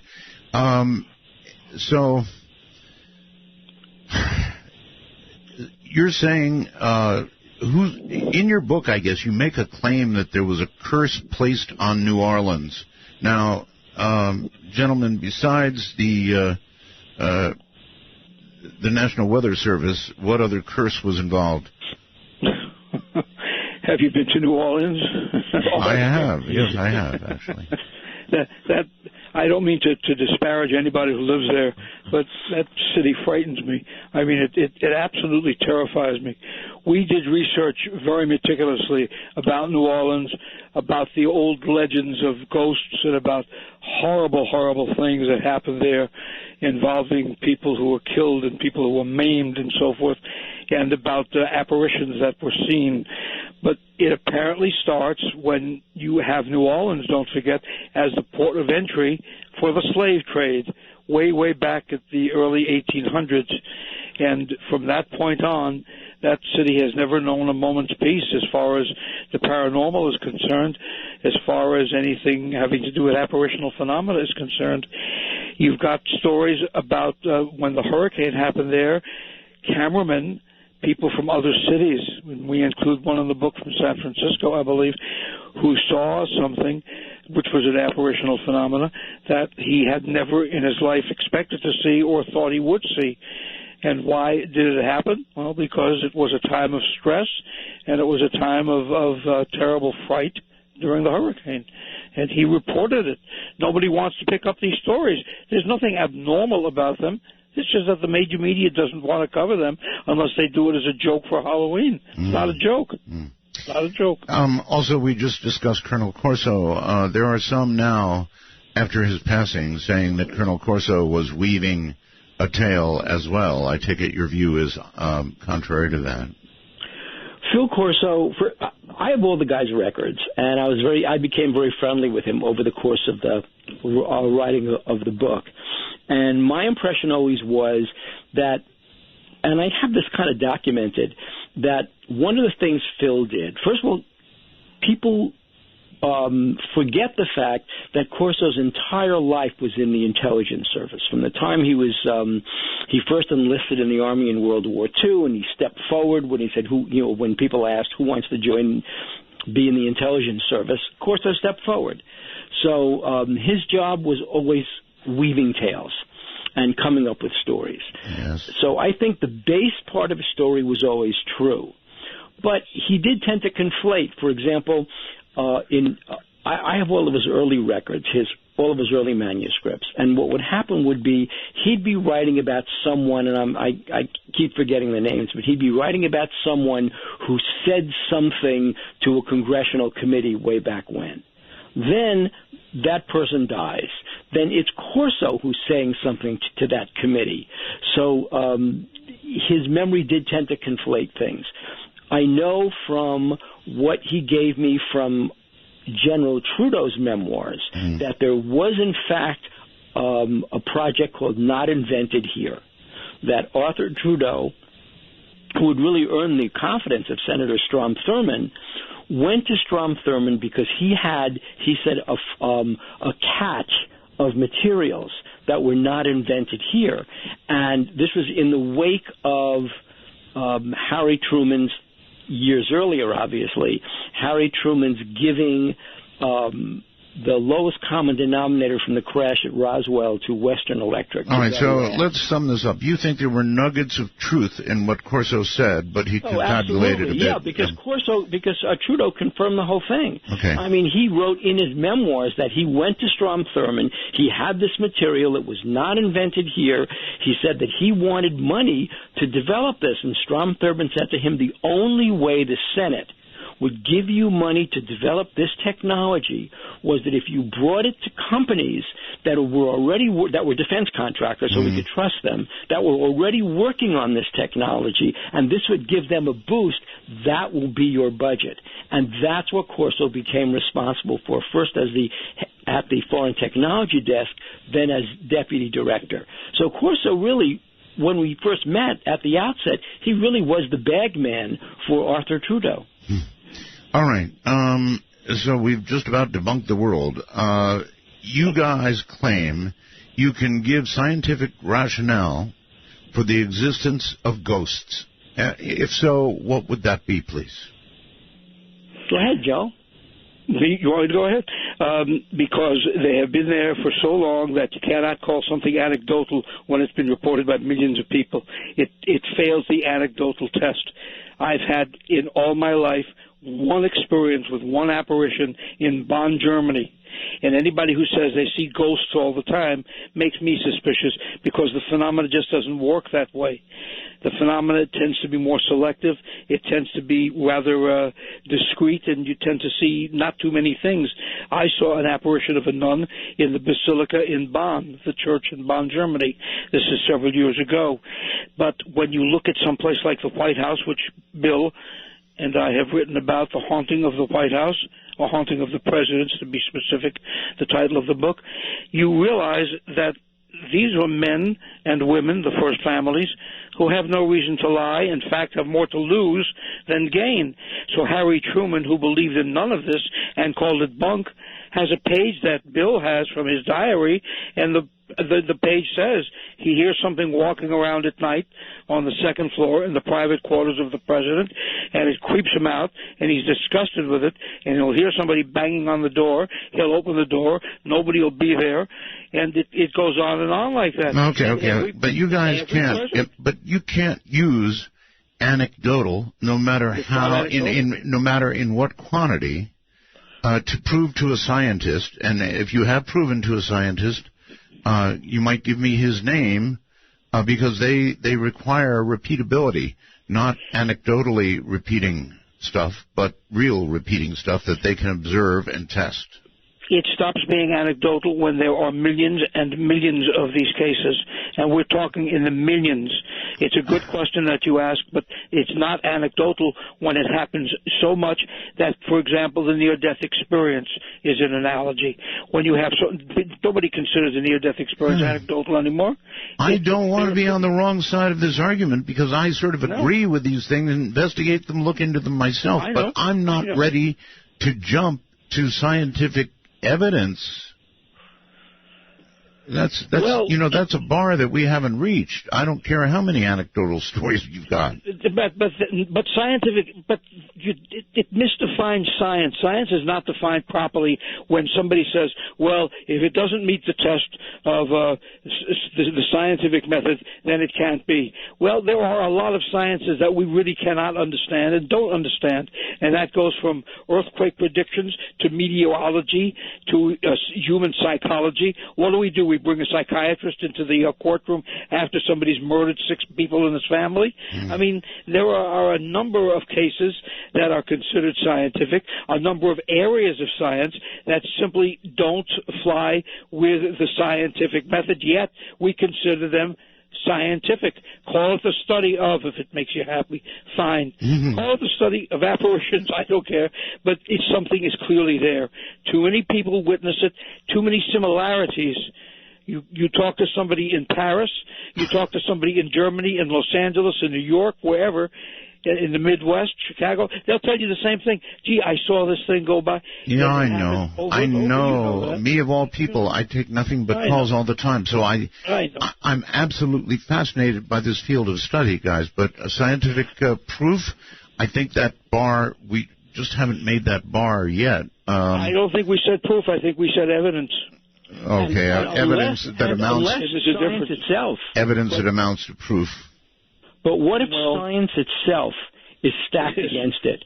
What if the whole point of science is not just repeatability and not just scientific testing, but the bar that science sets doesn't allow for things that doesn't fit into that square box of science? That's right. All right. Look, I want to let some people in on this conversation. If I don't do it, they're going to scalp me. So, Eric, where are you, Eric? Hello on Skype. Hi. Good morning, Art. I'm from Ottawa, Canada, and actually it's 2 o'clock in the morning. Okay, Eric. No, you know what? Hold it, Eric. Eric, you're on the wrong line. Oh. You need to be on the North American line. I'm terribly sorry. That's MITD 51. The line you're on is for international, beyond North America. So we'll go to John. Hello, John on Skype. You're on. Well, now we're almost out of time. John, are you there? Yes, sir. John, can you hold on? I don't want you to get started and then cut off. So I'm going to hold you through this 2-minute break, and we'll come back and let you ask your question. All right? That'll be great. All right. Yeah, terribly sorry. I don't want somebody to get 10 words out and then cut them off. So what we're going to do is take our break now, the scheduled break that I must take, actually, and then we'll come back. And if you want to talk to these gentlemen, either phone or Skype, we're here. Come and ask. After what you've heard, can't blame you. There's an awful lot of questions.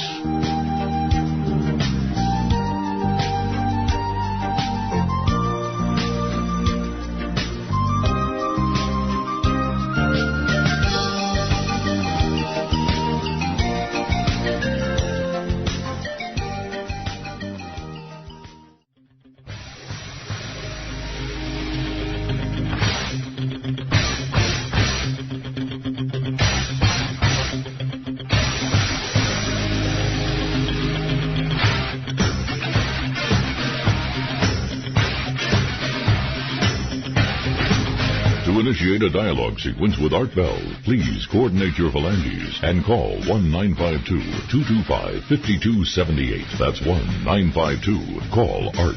There are two guests here. I'm Art Bell.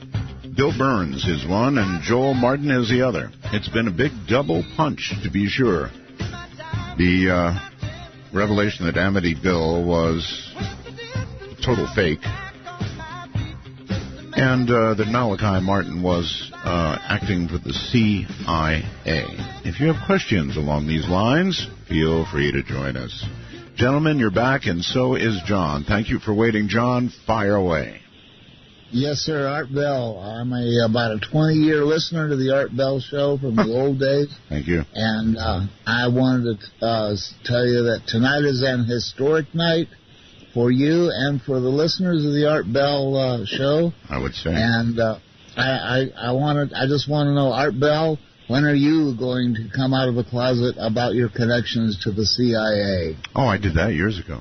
People used to call me up all the time and say, you're in the CIA, and I got sick of it, so I just started saying, yep. So? Yes. Okay. All right. That was my question. The same answer, then. Thank you very much for the call, John, and take care. Yeah, after a while, it just gets annoying, and so I found that when people call up and say, Art, you're in the CIA, right? I just say, yeah, actually, I am. And then there's this just long silence on the line. They say, okay. Thank you. Go away. All right, to the phones. Redondo, I think, something or another in California. Hello. Hey, Art, how's it going? I was a friend of George Lutz for the last few years of his life, and I run a website, a pretty popular website about Amityville. I got some serious questions about, some serious problems about the William Weber thing. George gave me a contract proposal that William Weber kind of made up for the book deal that they were going to do, not the Amityville horror book deal, but this is like a book deal that Weber was planning about the murders. And the whole thing was the Lutz's tale was supposed to be the last part of the book, just kind of like a footnote in the whole murder thing. So anyways, the contract that Weber signed, that Weber dreamed up, it has a clause in there that says the Lutzes were going to take a polygraph test, and if they failed this polygraph test, they were going to lose all payments, all interest in the story. The story would, the book and everything would become totally Weber's property, and the Lutzes lose out on everything. So if this was all a fake, how would that make sense? It would make sense because either A, they never planned to take the polygraph test, or B, he thought he could cheat or fool the polygraph. And there are people who can. I know somebody very well known who was able to fool the polygraph and did, and it was a big international story, the Clifford Irving story about the Howard Hughes hoax in 1972. And he was able to fool the polygraph, and he told me how, by controlling his breathing, by controlling his mind, a certain self-mind control. That's the only two plausible explanations. But you raise a good question. But this is a private document, though. It's not for the public. It was a private contract between Lutz and Weber, so the public wouldn't know about the polygraph test. It was solely in the contract. It just makes no sense. It's like if I call Stephen King and say, hey, Stephen King, I want you to write this fake book about ghosts. And he says, okay. And I say, and then I want you to do a polygraph test claiming the story is real. And if you fail the polygraph test, which we all know you will because we're making the story up, then you lose out on all the money. How about that? Doesn't make sense. No, it doesn't, but nothing in the story makes sense, frankly. Very, very little makes sense. There's no reason to doubt Bill Weber either. I mean, you can go either way with it. The truth is you can. It's a left hand or right hand. Which way do you want to go, left or right? I mean, I can't argue with you. George Lutz, I know, was caught in a number of mistruths over the years. That doesn't mean that the whole thing is a fraud, but it was. Also, George Lutz, also, just to the caller, George Lutz breached the contract. He simply sold the book rights. He sold the book rights out under Bill Weber. So that was a fact. Weber had to sue to get a settlement. That's right. So then you're saying the same thing. They had no contract. No, nobody said they did. Well, you would never have a contract outlining a fraud. No, it's word of mouth. You'd have a handshake deal at best. Handshake, that's right. They never said they had a contract. Go ahead, caller. Why did Weber take so long before before he came up to it. You even said in that interview, which I read in Kaplan's book, you asked him, why sue now? Why didn't you sue at the beginning? And Weber's answer was, well, they didn't have money back then. I'm suing now because I can get money now. That makes sense. It really sounds like Weber. Does that really sound like a lie? After the money. Well, is that a confession, or is that just him? Is that a confession by Weber that he was in on the hoax, or is it him just wanting money and pretending there was a hoax? No. There was a hoax, but he wanted the money. There's nothing wrong. You couldn't want the money from a hoax. I mean, why does a woman sue a husband who's very, very wealthy as opposed to one who doesn't sue the husband because he has no money? I mean, it's the same thing. Hey, listen, you just made $1 million. I think I'll sue you for some of it. That's all. He admitted it. I was surprised myself when I read the transcript, because I never heard the interview. But when I read the transcript, it was very interesting to hear him say, if he didn't have any money, then what was I going to sue him? Oh, come on. It's usually the first thing lawyers think about. Is it a good suit? Yeah. Well, if we win, do we make anything? If not, it's not worth it. That's correct. So that's not surprising.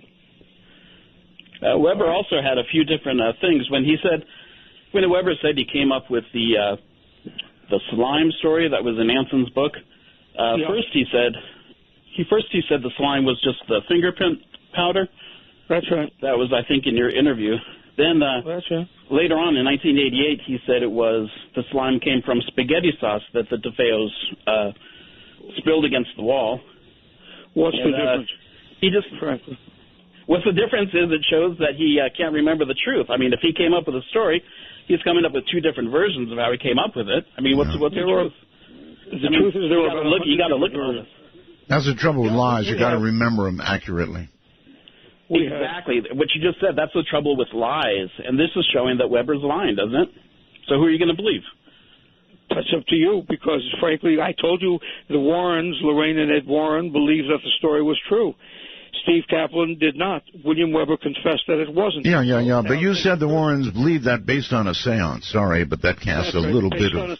Based on a seance, that's correct. Based on a seance, and what they said was, quote, their investigation. They said they'd been in the house more than once, and between that and the seance, they believed it was true. Now, where they got that information from otherwise, how can I say? I can only tell you that William Weber was able to talk on the air with me, and then he went to court, and he had to swear under oath. I assume that he swore under oath that he was telling the truth, because they made an out-of-court settlement. Beyond that, how can I say what happened? I'm a reporter. I can tell you the story.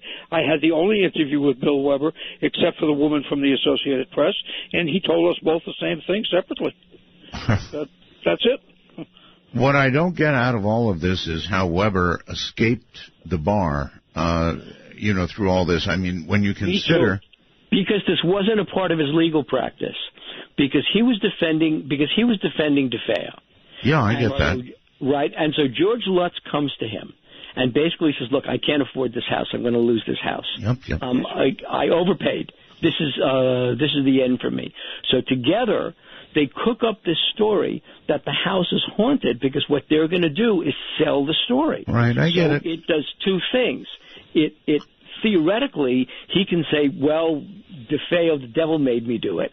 And for Lutz, they're selling a book, and Weber and Lutz are going to split the proceeds of that book. All right, and I'm not an expert on bar rules, but I really think that a lawyer concocting a story with somebody involved in a case he was a representative in, seems to me that that's you're out of here kind of stuff.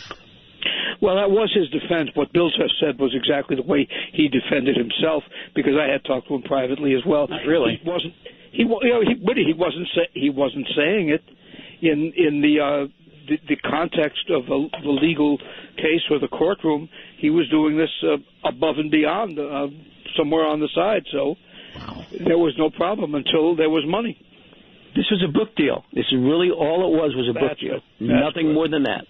A book deal that Weber never said that the Lutzes. Weber never claimed that the Lutzes said about their mortgage or anything like that. In fact, in your interview, Joel, Weber says that the Lutzes came to them first and said, we're having problems with this house, and we think it might affect your client. So they never came to him and said, look, we can't afford the house, let's make up a good ghost story. He never said that. Who said he did? He just couldn't afford the house. You just said he had economic problems. He had troubles paying. That house at $80,000 now would not be expensive for a beautiful house on the water. In those years, that was a lot of money because $20,000 and $30,000 got you a good house. Yeah, so that you're saying the same thing I'm saying, I think. Yeah, I'm sorry, Joel. It's not you. The other guy said that he went up to Bill Weber and said, the other guy is Bill. Our house, blah, blah, blah. Yeah, the other guy is Bill. And in fact, Lutz was having economic difficulties. Right. He was having problems. That's what we're saying. And he needed an out. He didn't go up to Weber. Wait a minute, guys. I was just sent a very nice gift, actually, from somebody. It's a gavel, and everybody was just going at it. So, order in the studio, one at a time. That's actually a gavel. Thank you, by the way, James Tim Cheney, for sending it to me. Sounded pretty good, right? Sorry. I just wanted to make that quick point. Okay. I just wanted to make that quick point that he didn't actually say that, and that Weber didn't claim that in the interview that Joel did. Sorry.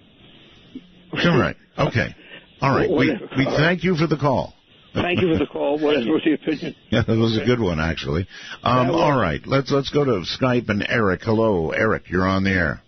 Hi, Art. I'm from Ottawa, and I was curious. You were talking about the father, how he passed away.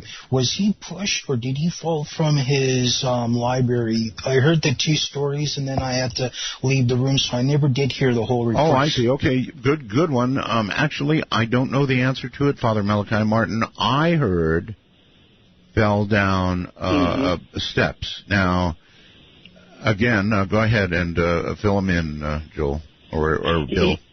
Yeah, Bill would, I guess, say what I say. He either fell down steps or was pushed from steps. He either fell off a ladder or was pushed from the ladder.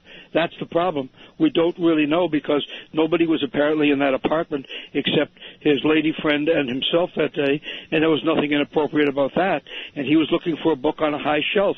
Now, did he go off a ladder? Did he go down the stairs? I have heard both versions. It's one or the other. And do I believe that he was working or in league or somehow connected to the government and looking for material for them? Sure. I have no doubt about that at all. That's the other part of it. I don't question that for a moment, not after talking to him and not after the things I've researched. But as far as his death is concerned, unfortunately, we will never know.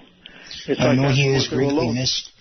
Living in Canada, we have a Dr. Hamilton that used to live in Winnipeg back in the 20s and 30s, and they did a lot of paranormal research. And in Winnipeg, it's a really big thing out there. And then in Toronto, there was also, the Philip experiment, two really cool stories in Canadian history about I know a lot paranormal. About the Philip experiment.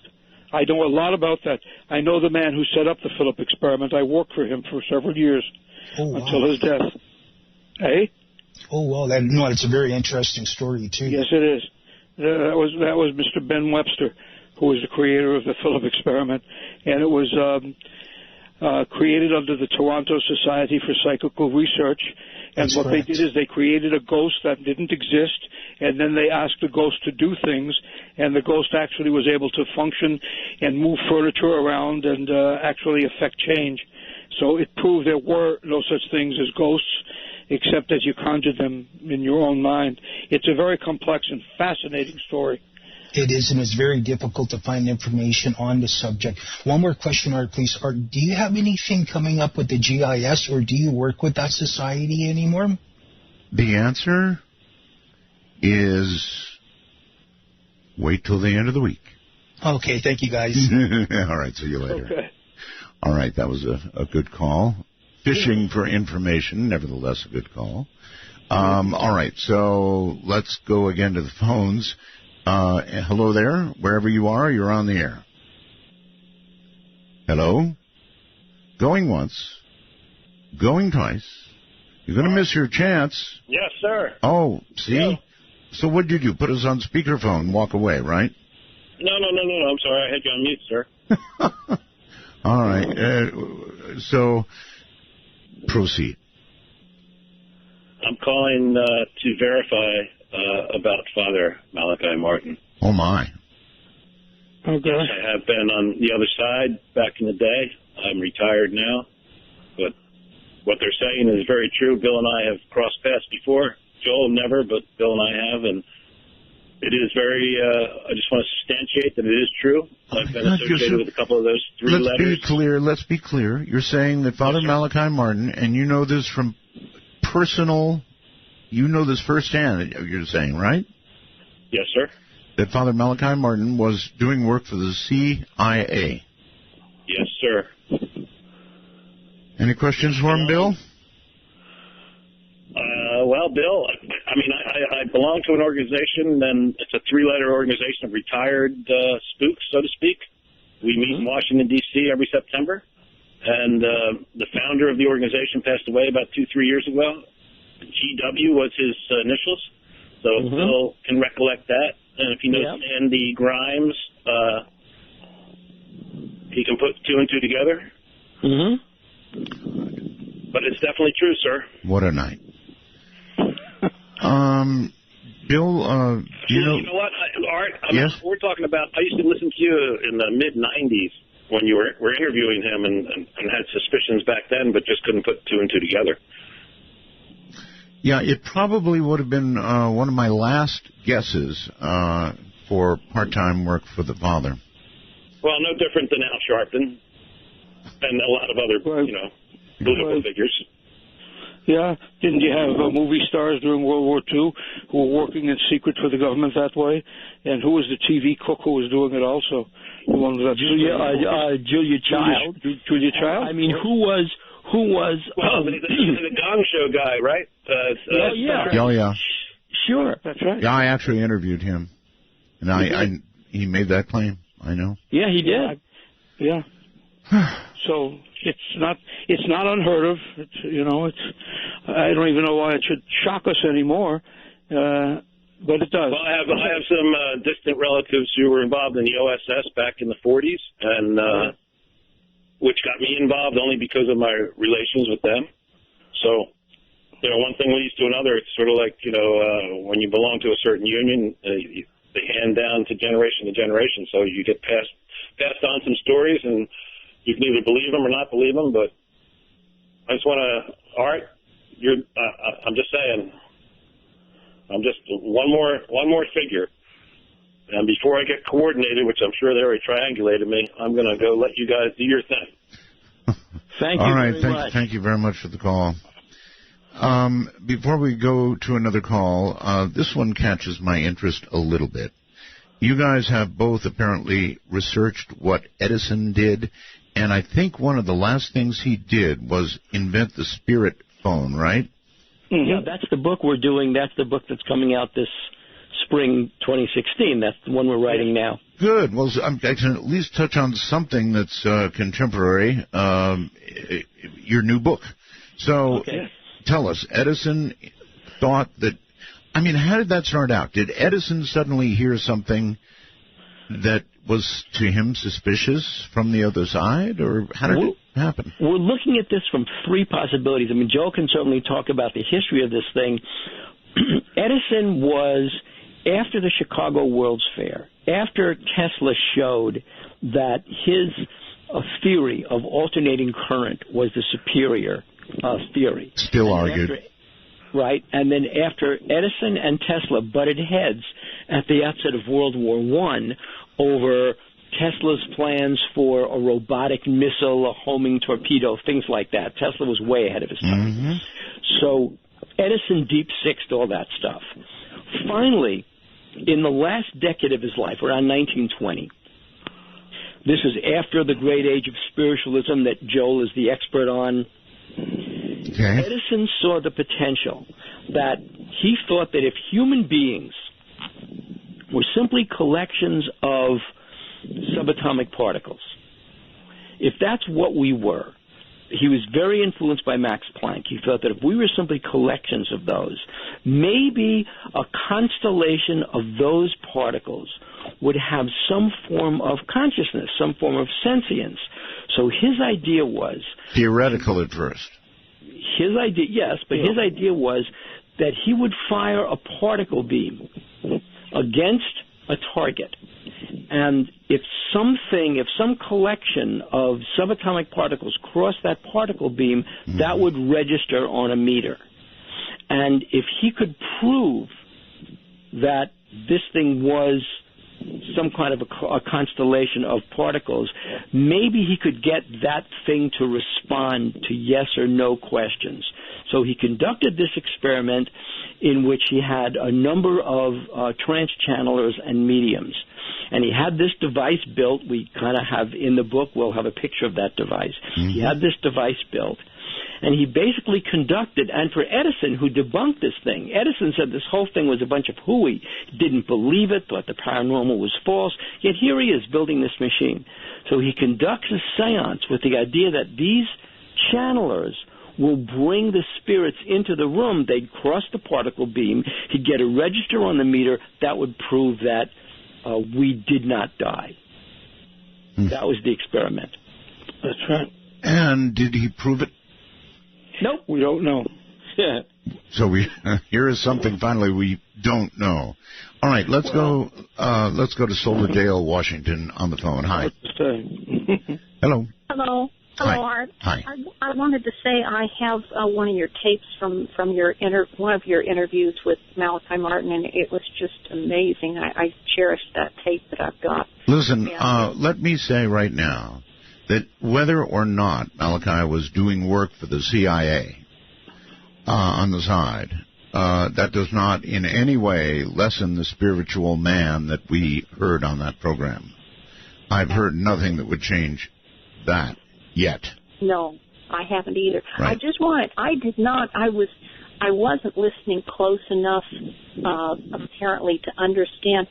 Are they saying that Malachi had someone, or that the CIA had someone else come in and give the man a shot, or that Malachi did that? No, Malachi did not do that. Malachi was not involved in any violence whatsoever. What happened was that this individual, who was tasked by this Special Access Projects group, he mentioned some of the names in that group. Again, I don't even want to go near that.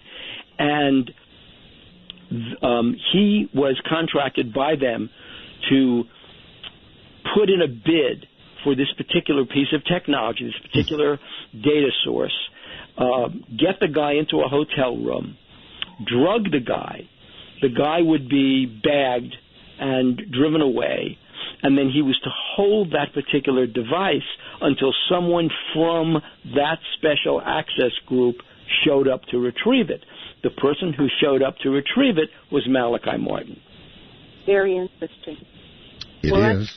That helps me a lot. I was disturbed till I made the call, because I was like, I can't let this go until I hear that again. Thank you so much. I fully understand, believe me.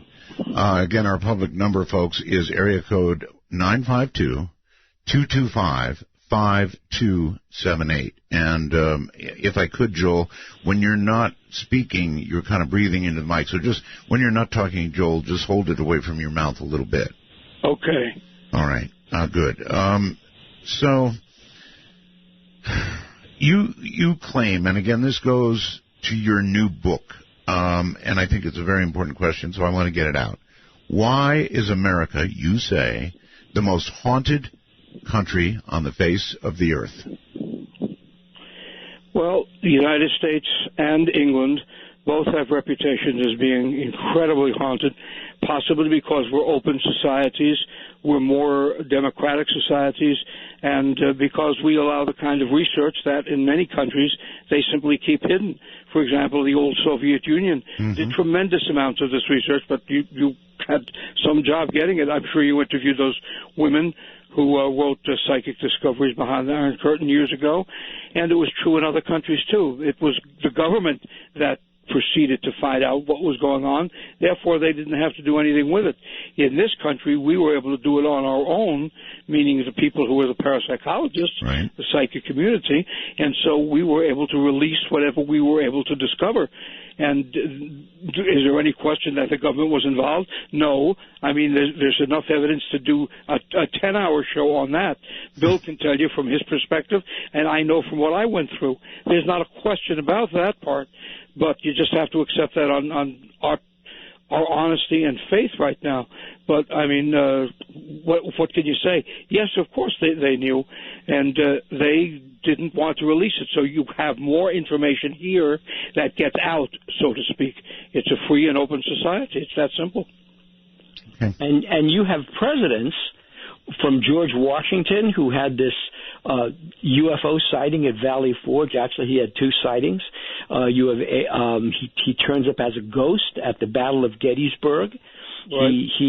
He berates General McClellan because he was asleep at his post when he was planning for the defense of Washington.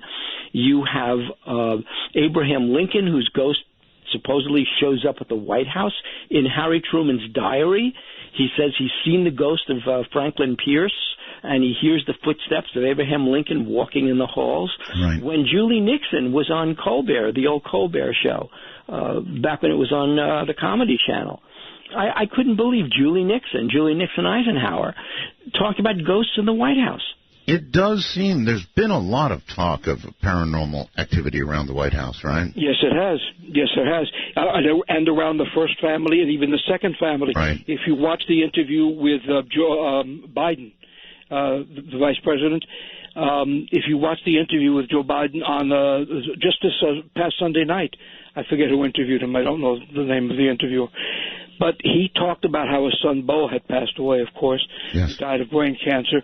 And he was talking about his little granddaughter. And his little granddaughter says, Grandpa, I see Daddy all the time. Now, that would not have made it onto the 60 Minutes cut. I know, because I had more hell from 60 Minutes than I care to describe years ago. But now it went on. No question asked. It's an after-death communication. You want to call it anecdotal if you're Jim Randi, fine. But nonetheless, it was there because that little girl saw something that she could not otherwise describe except her father. I'm with you, but I still say it's anecdotal. And then look at Hillary Clinton. I'm with you. I would rather believe it than not believe it, but I'm just not raising it to the level of, settled science. Well, look at the Hillary Clinton story. Look at the Hillary Clinton story. During Bill Clinton's term, Hillary asks Jean Houston, who's a channeler, to come to the White House and channel the spirit of Eleanor Roosevelt. Yeah, I heard that. A modern first lady conducting something short of a seance at the White House to channel into her the spirit of Eleanor Roosevelt. Yeah, little Trump gets hold of that. Well, we could figure out why. Here's Roosevelt, who himself was the victim of a vast conspiracy, right? There was an attempted coup in 1933. There was an assassination attempt. They hated Roosevelt, and so it was Eleanor Roosevelt who really propped up FDR. And the same thing Hillary said was happening to Bill Clinton. And so she thought that Eleanor Roosevelt, and watch in this campaign, you will see her championing a lot of Eleanor Roosevelt's ideas. That's right.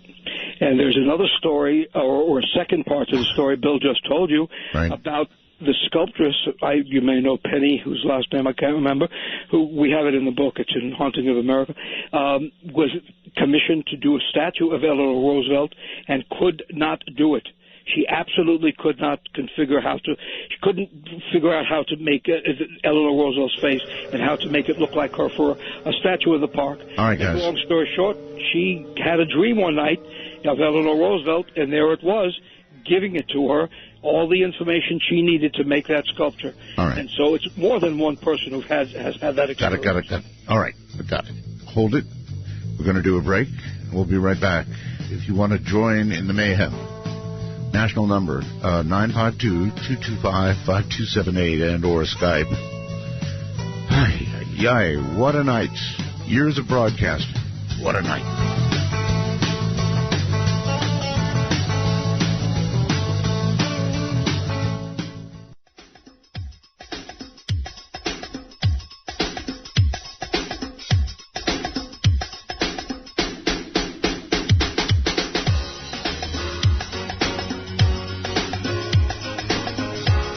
Oh, what a night.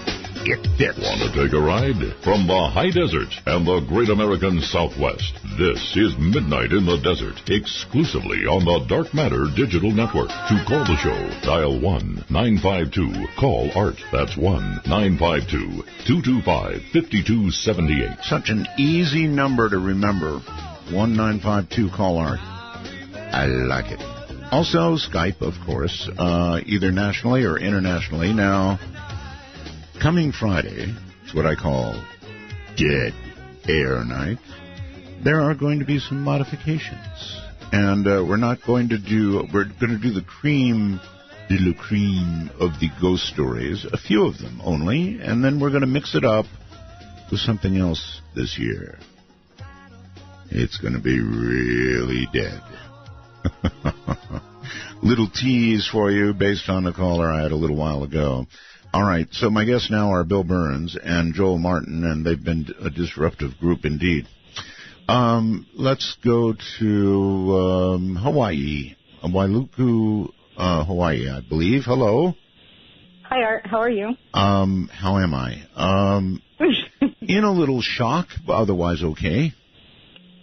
That's my sentiment exactly. I actually phoned to make more of a statement than a question.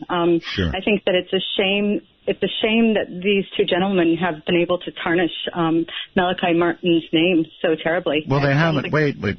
They have not necessarily tarnished his name at all. That he may have had communication with the CIA or even done something for them doesn't tarnish the spiritual side of Malachi, not in my opinion, anyway. Oh, not at all. Sounds like reverse CIA operatives on your line right now. You know? That could be. I don't rule it out. I think Yeah. Bill sounds a little CIA, frankly. It's nice to have you back online and on air. Thank you. I've enjoyed you for years. Uh-huh. Thank you. Aloha. Okay. Yeah. Aloha, Art. Take care. Bye. All right, so Bill, how about it? No, I'm not in the CIA. I did work for the Department of Justice a million years ago. I was part of a team. You're not in the CIA? No. You're going to have to prove that.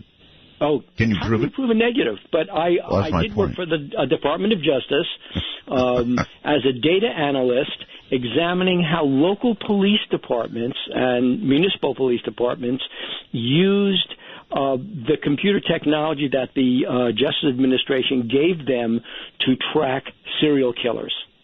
That was about 20-odd years ago.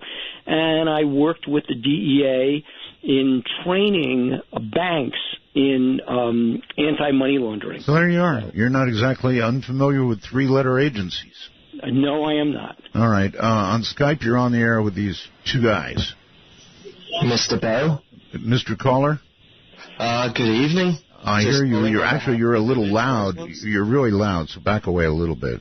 Oh, sorry about that. Using the village computer, it's still all new to me.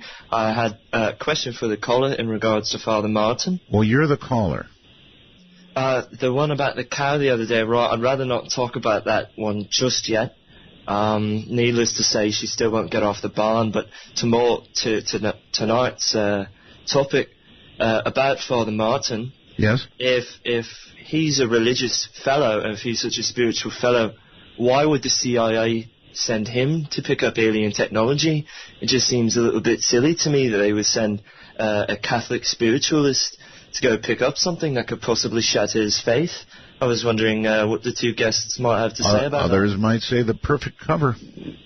Yeah, well, first of all, our theory is, and this is what this one person did intimate to me, that one of the reasons that Malachi Martin left regular orders is that he was recruited, and that the CIA isn't just a bunch of people that this person on television, played by Claire Danes.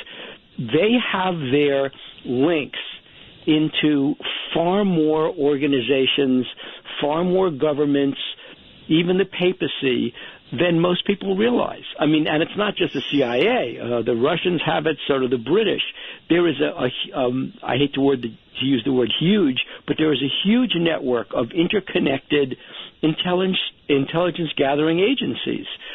I met another person who I forget whose brother he was. But he also worked for the Defense Intelligence Agency. And one of the things that he said to me was that we were talking about Malachi Martin, but he said that the network of interconnected intelligence agencies is vast. It's like a neural network.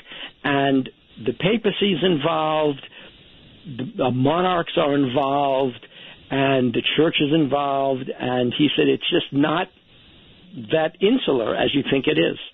All right. To Colorado Springs. Hello. Hi. Good evening, Art. And I just wanted to make a comment. I so appreciate you, Bill Birnes, and Joel Martin, because each in your own way are searching for the truth, and you've done it on other shows, Art. I've heard Bill do it, and I've heard Joel, and I just really appreciate a talk show host in the paranormal world that seeks out truth. Well, thank you. On behalf of Bill, both of us, thank you very much. I don't, if you're not looking for truth, then what the hell are you doing? Al on Skype, you're on the air. Hi there. Hi. Okay. So basically, my question is about the Amityville case. Okay. I saw a documentary years ago, and can you still hear me? Sure. Okay. Sorry, I heard it echo. Okay, so I saw this documentary, and basically, so the family was murdered in their beds, right? Yes. And now, if that's the case, one would think that maybe they were drugged. And certainly after the first shot went off, there would have been panic. Yet, when the coroner did their analysis, they didn't find anything in their systems, in the bodies. And also, in the neighborhood, not one neighbor heard the shotgun going off multiple times. And it's just really weird. Okay, let's see what Bill has to say. He was actually there. It does not make sense that you could take a shotgun into room after room after room, firing without the rest of the family getting involved and hiding, running, something, right? Bill? Oh, Joe, how did that happen? You were there. Well, I was there. There are several answers to that. For one thing, people in the neighborhood, they did not hear a gunshot. Nobody did. No, I'm talking about in the house. No, in the house, no. The answer is that it's been one of the great mysteries about the Amityville case has been why nobody woke up and why they were all tucked away for the night and nobody was able to get up. The only possible explanation is that maybe Ronnie did not act alone because there were tests done to see if there was poison. And there has been some supposition. There's one gentleman who's written extensively about the fact that maybe Ronnie had help from his sister, and his sister didn't think he would hurt her, but that she was the last one to be killed. And so that would be a possibility. She holds a gun on the others while Ronnie kills them. So there's any number of theories, but that's a very good question, and it remains probably one of the biggest mysteries of all. I'm a heavy sleeper, but not that heavy, not even close. How come the neighbors couldn't hear anything, though? Yeah. Because the size of the house, the houses, I should say, in that neighborhood are pretty substantial, and they probably didn't hear anything because it was the middle of the night, and they weren't sure. As Art just said, if you're a heavy sleeper, you probably wouldn't be paying attention. What the neighbors did hear, the people next door, because I spoke to neighbors, they heard the DeFeo's dog, which was a hunting dog, like a bay hound, the kind that cries, it doesn't bark, like that sort of sad cry. They heard that somewhere between 3 and 3:30 in the morning. They did hear the dog, but they didn't pay much mind to it. The dog was outside in the yard. It was November, but it was not bitter cold, and that's where the dog was. As a matter of fact, the idiots who made the movie were actually so foolish. They actually, and Jay, who's also passed on, who wrote the book, Jay Anson, actually wrote the Amityville Horror, and I spoke to him about it. He said he just worked from notes from the Lutzes, but he said that he just took the information from what they said, that 3 to 3:30 in the morning there was that cry from the dog, and so that was what they put into the film and the book, that at 3:15 a.m. George Lutz would jump up out of his bed because he heard something spooky or something scared him. That's where they got the 3:15 from. They got it from the report I filed the next day for United Press. And it was just totally erroneous because medical examiners, as Art knows and thousands of people know, or millions, medical examiners don't give you an exact minute time of death. Very rarely will that ever happen. Despite what TV tells you, that is true. Outside the country, very quickly, Michael, you're on the air. Hi, Art. Hello.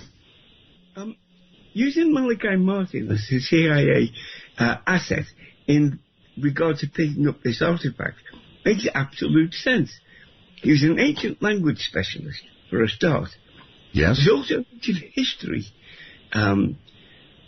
specialist, and these intelligence agencies use specialists very, very well. So you're not surprised at all, huh? But also, he was a Jesuit, yes, and he was also effectively an occult specialist too. So if there's any bleed over into this area, he was a perfect man to not just go up and pick it up and move it. He wasn't just being a courier. He would have verified what he was picking up when he picked it up. All right. Where are you, by the way? I'm in Newcastle, England. Okay, well, thank you for the call. And, yes, it's a good point. I mean, really, in a lot of ways, if you think about it, he would be the perfect person that you would never in a zillion years expect. So I guess I'm not surprised by that. Going to the phones, Cheshire, Connecticut, is that right? Art? Yes. You're my idol. You're my idol. Thank you. Thank you. I want to help clarify some of the details surrounding Malachi Martin's death. Go ahead. I met Malachi at Ed and Lorraine Warren's house. We went to a diner either the next day or that night, and he did fall down the stairs there. I don't know if there was confusion about that one. I don't know if you mentioned the movie that's coming out, Hostage to the Devil. I'm in it. The same crew came to my house. I'm in it also, so we're connected. All right. Anyway, I had the producer and the man that was friends with Malachi for the last 10 years of his life and personal driver on the show, and he admitted for the first time anywhere that Malachi was reaching for a book. That's the story that's believed. He was on a stool, and he felt he was pushed off the stool, and he called his friend and confided in him that said, "I was pushed off the stool, Old Scratch finally got me." How would he know this first person, since the only person there, according to Bill and company, is that the female that he was associated with? According to my friend, who I'm not sure if I want to give out his name, I'll give it to Art. No, don't give me his name. But he works for a place with 3 letters in it, and I'm not sure if he wants me to give his name, but he was his personal driver, and that's all he did for him, as far as I know. I see, but according again to the gentleman that I have as guest right now, the only person present was the female that Malachi was associated with. Is that right, Bill? That's what Joel said. Yeah, or Joel, either one of you. He was alone in the apartment with a friend of his who was a lady. So right, and the phone call he made was to my friend from the apartment. I see, and that was after he fell? Right. That's the story I have. All right. Well, thank you for giving it to us. I don't know what to make of it, but there you go. Sean on Skype, you're on the air. Thank you for taking my call. Sure. I appreciate it. Yep. You have a very interesting guest. However, I have a question. Are you familiar with a temple called Göbekli Tepe? Tempe, Göbekli Tepe, sure. The one over in Turkey. Yeah, it's actually in a Kurdish region of Turkey, in eastern Turkey. Right. We're very short on time, caller, so. Would you consider doing a show dedicated to that Sumerian region? I would consider that, yes. But, again, that doesn't exactly relate to what we're talking about right now. I'm sorry. Back to the phones. You're on the air. Hello? Hello. My name's Tom. Pardon me? Tom. From San Jose. Okay. Okay, thanks for accepting my call. Okay, I only have one point. I like to say that, well, I hope that a lot of people buy this man's book, and then remember, being fascinated by the talk show is one good part of the nighttime audience, but it's important to also read out loud the book, because the book's going to prove that the listener is also truly involved in the understanding of whatever speculation regarding any theories out there. It's just important to read the book, too, because the book's going to entertain in a different way. I'm sure they hope that everybody will buy the book indeed. Red Oak, Texas. Hello, you're on the air. I think you're on the air. Let me make sure of that. Red Oak, Texas, you're on the air. Hello. Can you hear me? I do. Mr. Art Bell, I'm so glad you're back on the radio. Thank you. I was just calling about, I saw a documentary with Ronnie DeFeo, and he claimed that his sister did help him, and that's how everyone was killed in their beds.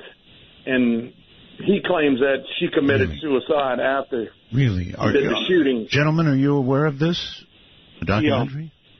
I'm not aware of the documentary, but I'm aware of that theory from somebody who told it to me, that Dawn, his sister, did help him, and that she may have taken her own life, or if Ronnie didn't kill her, she did it to herself. It's a matter of opinion. Wow. The trick would be to look at the medical examiner's report of the sister's death, because if she had powder burns on her hands, then it would be likely that she committed suicide by gunshot. Right. Okay, caller, so maybe something to it. Yep. There are lots of theories. Okay, I don't know what to say to you guys. What a night. Oh, man. What a night. I need recovery time. So your book is The Haunting of America, and as a caller suggested just a moment ago, you might want to buy that and be entertained by how very haunted we are. Anything else you guys want to get on the air very quickly, because we're out of time? Very quickly, look for our Tom Edison book in the spring and the Haunting of America series, Haunting of the Presidents. And just remember, when you're dealing with the paranormal, it doesn't matter which road you take. There are many, as long as you're looking for the truth, as you say, Art. The idea is to just search for the truth, and there could be many different roads and many different opinions. Yes, sir. And UFO Hunters Book 2 comes out in January. All right. Joel and Bill, thank you both for a shocking night. Thank you. Good night. Thank you. Wow. This one, this one I won't soon forget. From the high desert and the great American Southwest in all 25 time zones. Thank you all. Good night.